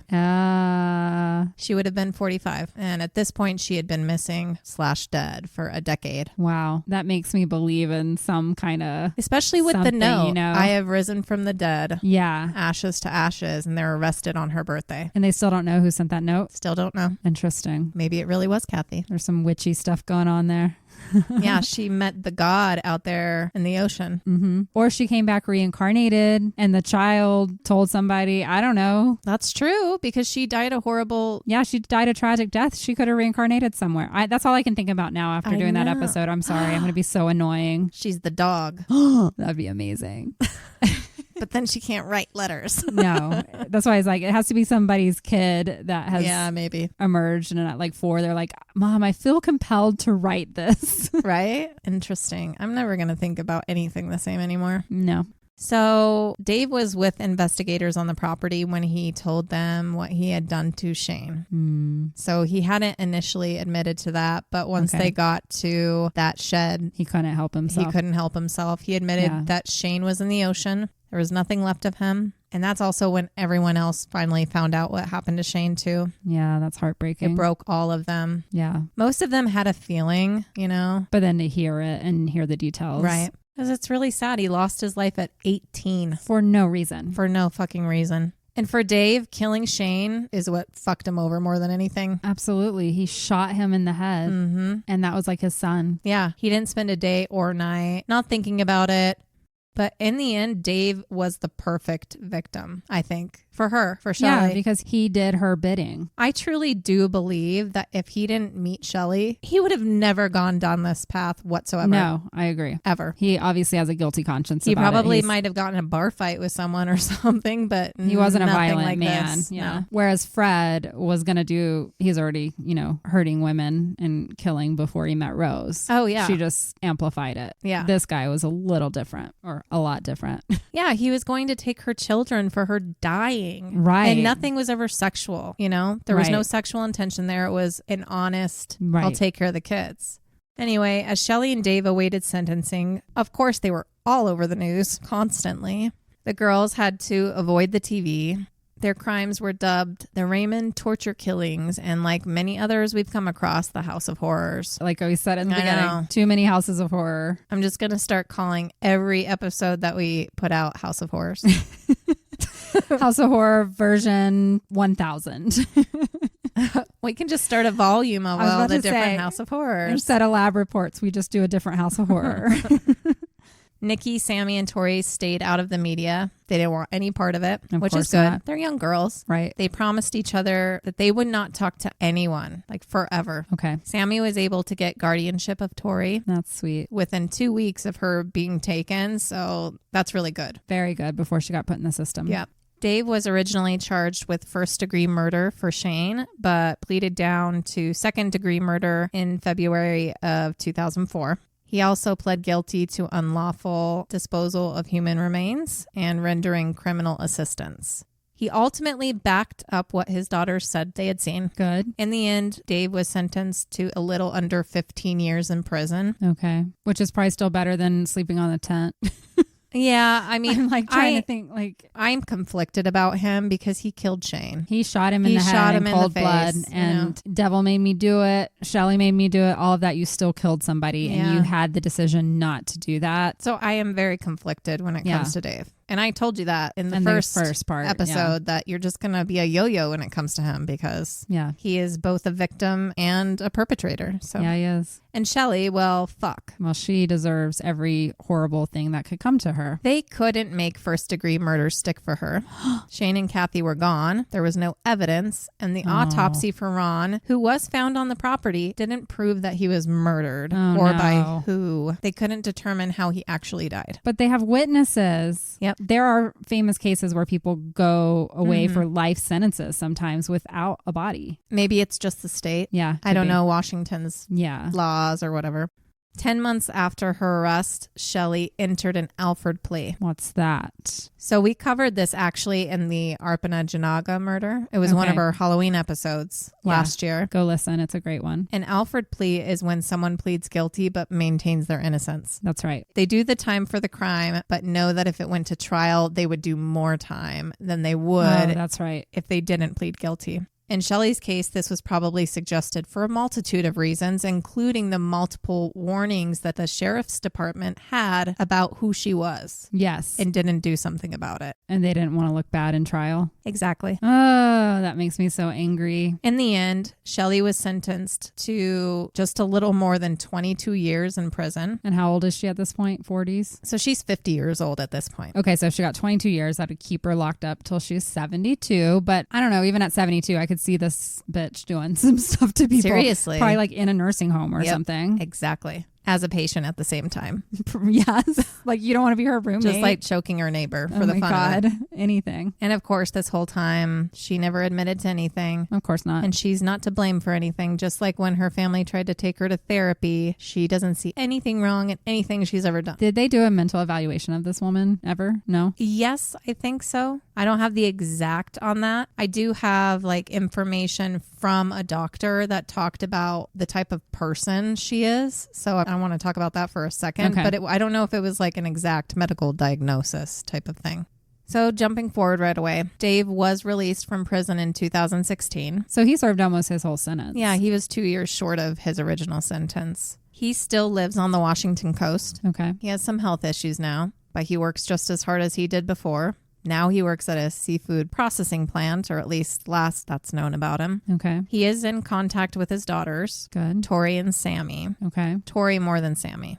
Tori is his biological. Yeah, and nothing ever happened between them, so I can see why that works. And for Sammy and Nikki, you know, they know he killed Shane. Yeah, Nikki can't because of that. And then for Sammy, like, she tries to have a relationship with him, but knowing that he murdered Shane takes over most days in her mind. And it's understandable. Yeah. And definitely for Nikki, because he was involved in more of her abuse. Yeah, absolutely. Than anybody else's. But what was smart of him is he got himself a restraining order against Shelly. Good. In prison, he had time to wake up from his dangerous, weird cult life with her. Right. You know, and snap out of it. And he wants to live what is left of his life, just repairing the relationships that he can. And he just wants to be quiet and be a good person. Good. He's very lucky that he gets to do that. Yeah, a lot of people don't. He murdered someone. Yes. So I guess all I can say is whatever your life ends up being is what it's going to be. Right. But you can't like wish amazing things for him. No, not at all. Yeah, the feelings there are conflicting when you think about him. Yep. In prison, Shelly tried to have a relationship with her daughters. For a little while, Sammy actually would buy her things that she needed, but that stopped not too long after, once like Nikki found out and she's like, what are you doing? Why are you helping this like, woman? She's just controlling you from prison too. Don't let her. Just stop. But it's their mom. And as much as she did to them, when she did show her other, although fake and manipulative, loving side, you know, that's what they held on to that entire time. That love bombing. And it was really hard to let go. What it is, though, is it's hard to let go of a woman she never was. Yes, they have this fantasy idea that she could be, and they see a glimmer of that. Yeah. And it's hard. Yeah. Yep. All communication stopped. Shelly spent 18 years at the Washington Correction Center for Women in Gig Harbor. Okay. And she was released November 8th, 2022. Oh, no. I really don't think that she should be out. She's crazy. Like, we just talked about this. I said, if she's out, she's going to do something. Like, was she doing things to prisoners, I wonder, even? And she could have been manipulating other women to do things for her. Oh, like, that's who she is. She's a puppeteer. You know, she's in there doing shit. She might have been the queen bee. Exactly. That's what I see. I think of Orange is the New Black. And she was like the head. I mean, although she took this weird, long, roundabout way to get there, she has every marker of a sadistic serial killer. Absolutely. In a lot of ways, I think she's way worse because she is a psychopathic torture murderer. I think what's missing for her, and maybe why she didn't go all the way down the path of serial killer, is because most of those men have some kind of sexual thing driving them, and she, that we know of, did not, but she could have been getting herself off. We talked about that offline. Yeah, we were talking about it offline because obviously she has these photos that she takes of people that we didn't know she was doing. She's often walking around naked, half naked. Her victims are naked. I think she's worse because these people have to live for years in torture. Oh, it's not a quick kill, you know? Yeah. It's with serial killers, you know, most of the time it's a quick kill. It's an event that happens and they die. But it's not years and years and years. But it's not years in torture. You're not literally broken down until you're a skeleton with nothing left in your body. And that's what she does. That's why these stories are so much more frightful to me. I think, you know, this one and then the Ariel Castro story and how he kept those girls for 11 years. And then you think about any of the abduction stories where you know somebody's just stuck in this hamster wheel of torture. Yeah. Oh, yeah. It's the ultimate nightmare to be locked away from everybody. And she's even worse because she locked you away in your mind and killed your body at the same time. So scary.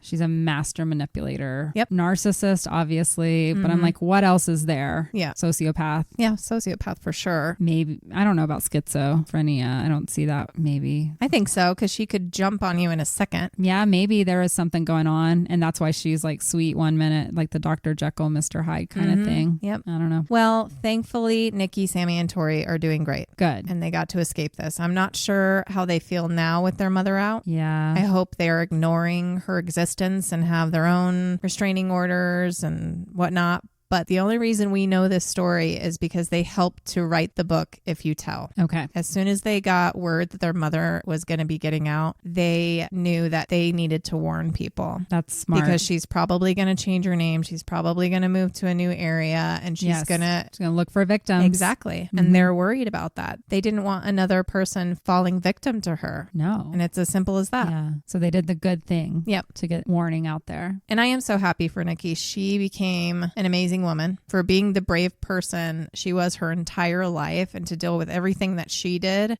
and turned it around with a big fuck you. Yes. She's successful. She's married with children. She lives in $1 million home in Seattle. Nice. Only one word has the ability to take her back to a place she has worked so hard to put behind her, and that's the word mom. But she is inspirational, and, you know, I wish nothing but the best for her. They're out of the spotlight now. I don't know where they are other than what I have from, the book stuff.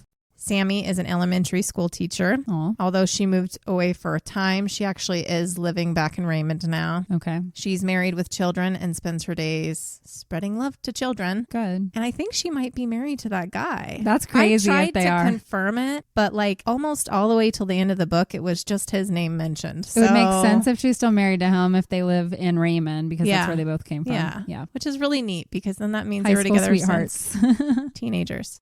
Last known, Tori was working independently as a social media manager in the hospitality industry. She's also in the Pacific Northwest, living in Central Oregon somewhere. She's in her 30s and just living life to the fullest. They're all extremely close. Their bond is impenetrable, which is so special. And I'm just so glad that they made it out of there. And I hope their mom doesn't find a way to wiggle herself back in. Me too. They just have to have no contact with that woman. They need to pretend she's dead, but know that she can come back at any time, because she's a fucking crazy she can person. Just die. Hopefully. Too bad she didn't get COVID and die during all of that, because that was happening in all the prisons. That's a shame.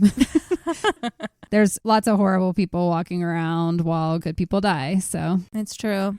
Well, we hope you enjoyed this ridiculous I've heard story. Nothing about this, and I was shocked. Like you said, we think that we cannot be shocked further after the horrors that we have uncovered, but I'm sure there will be something in the future. You guys stick with us. We'll keep finding some of these twisted ass stories to tell. It's just so hard because we don't know they're going to be twisted until we look into it. Yeah. Well, thank you for all the work on this one. Yep. I was enthralled the whole time, and just many times sitting here with my mouth open.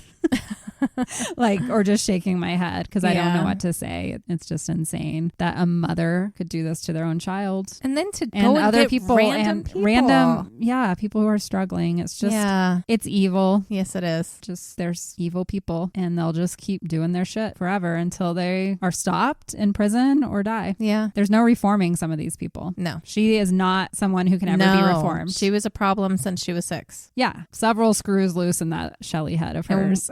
Like we've talked about many times, you can excuse the child, but once they're a certain age, you don't do that anymore. No. So. What I can't excuse is the police not following up. No, there was sign after sign after sign after sign. Yep. It should have been pushed further, much sooner. Yeah. As much as we fund police in the States, it frustrates me that we can't catch these people. And it's story after story after story that we bring to you guys where we see the cops are not just doing their basic job, but yet they're out here harassing and killing people who call them for help, or harassing people just walking up and down the street, but you can't fucking follow up on like a woman who is abusing people and you have proof from their own children. Come on. I know.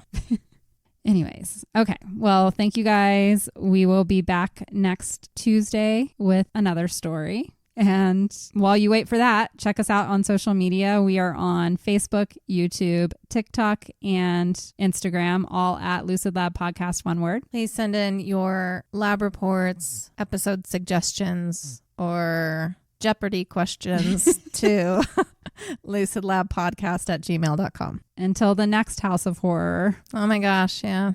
Next week? Just kidding. In the meantime, stay lucid. We love you. Bye. Goodbye.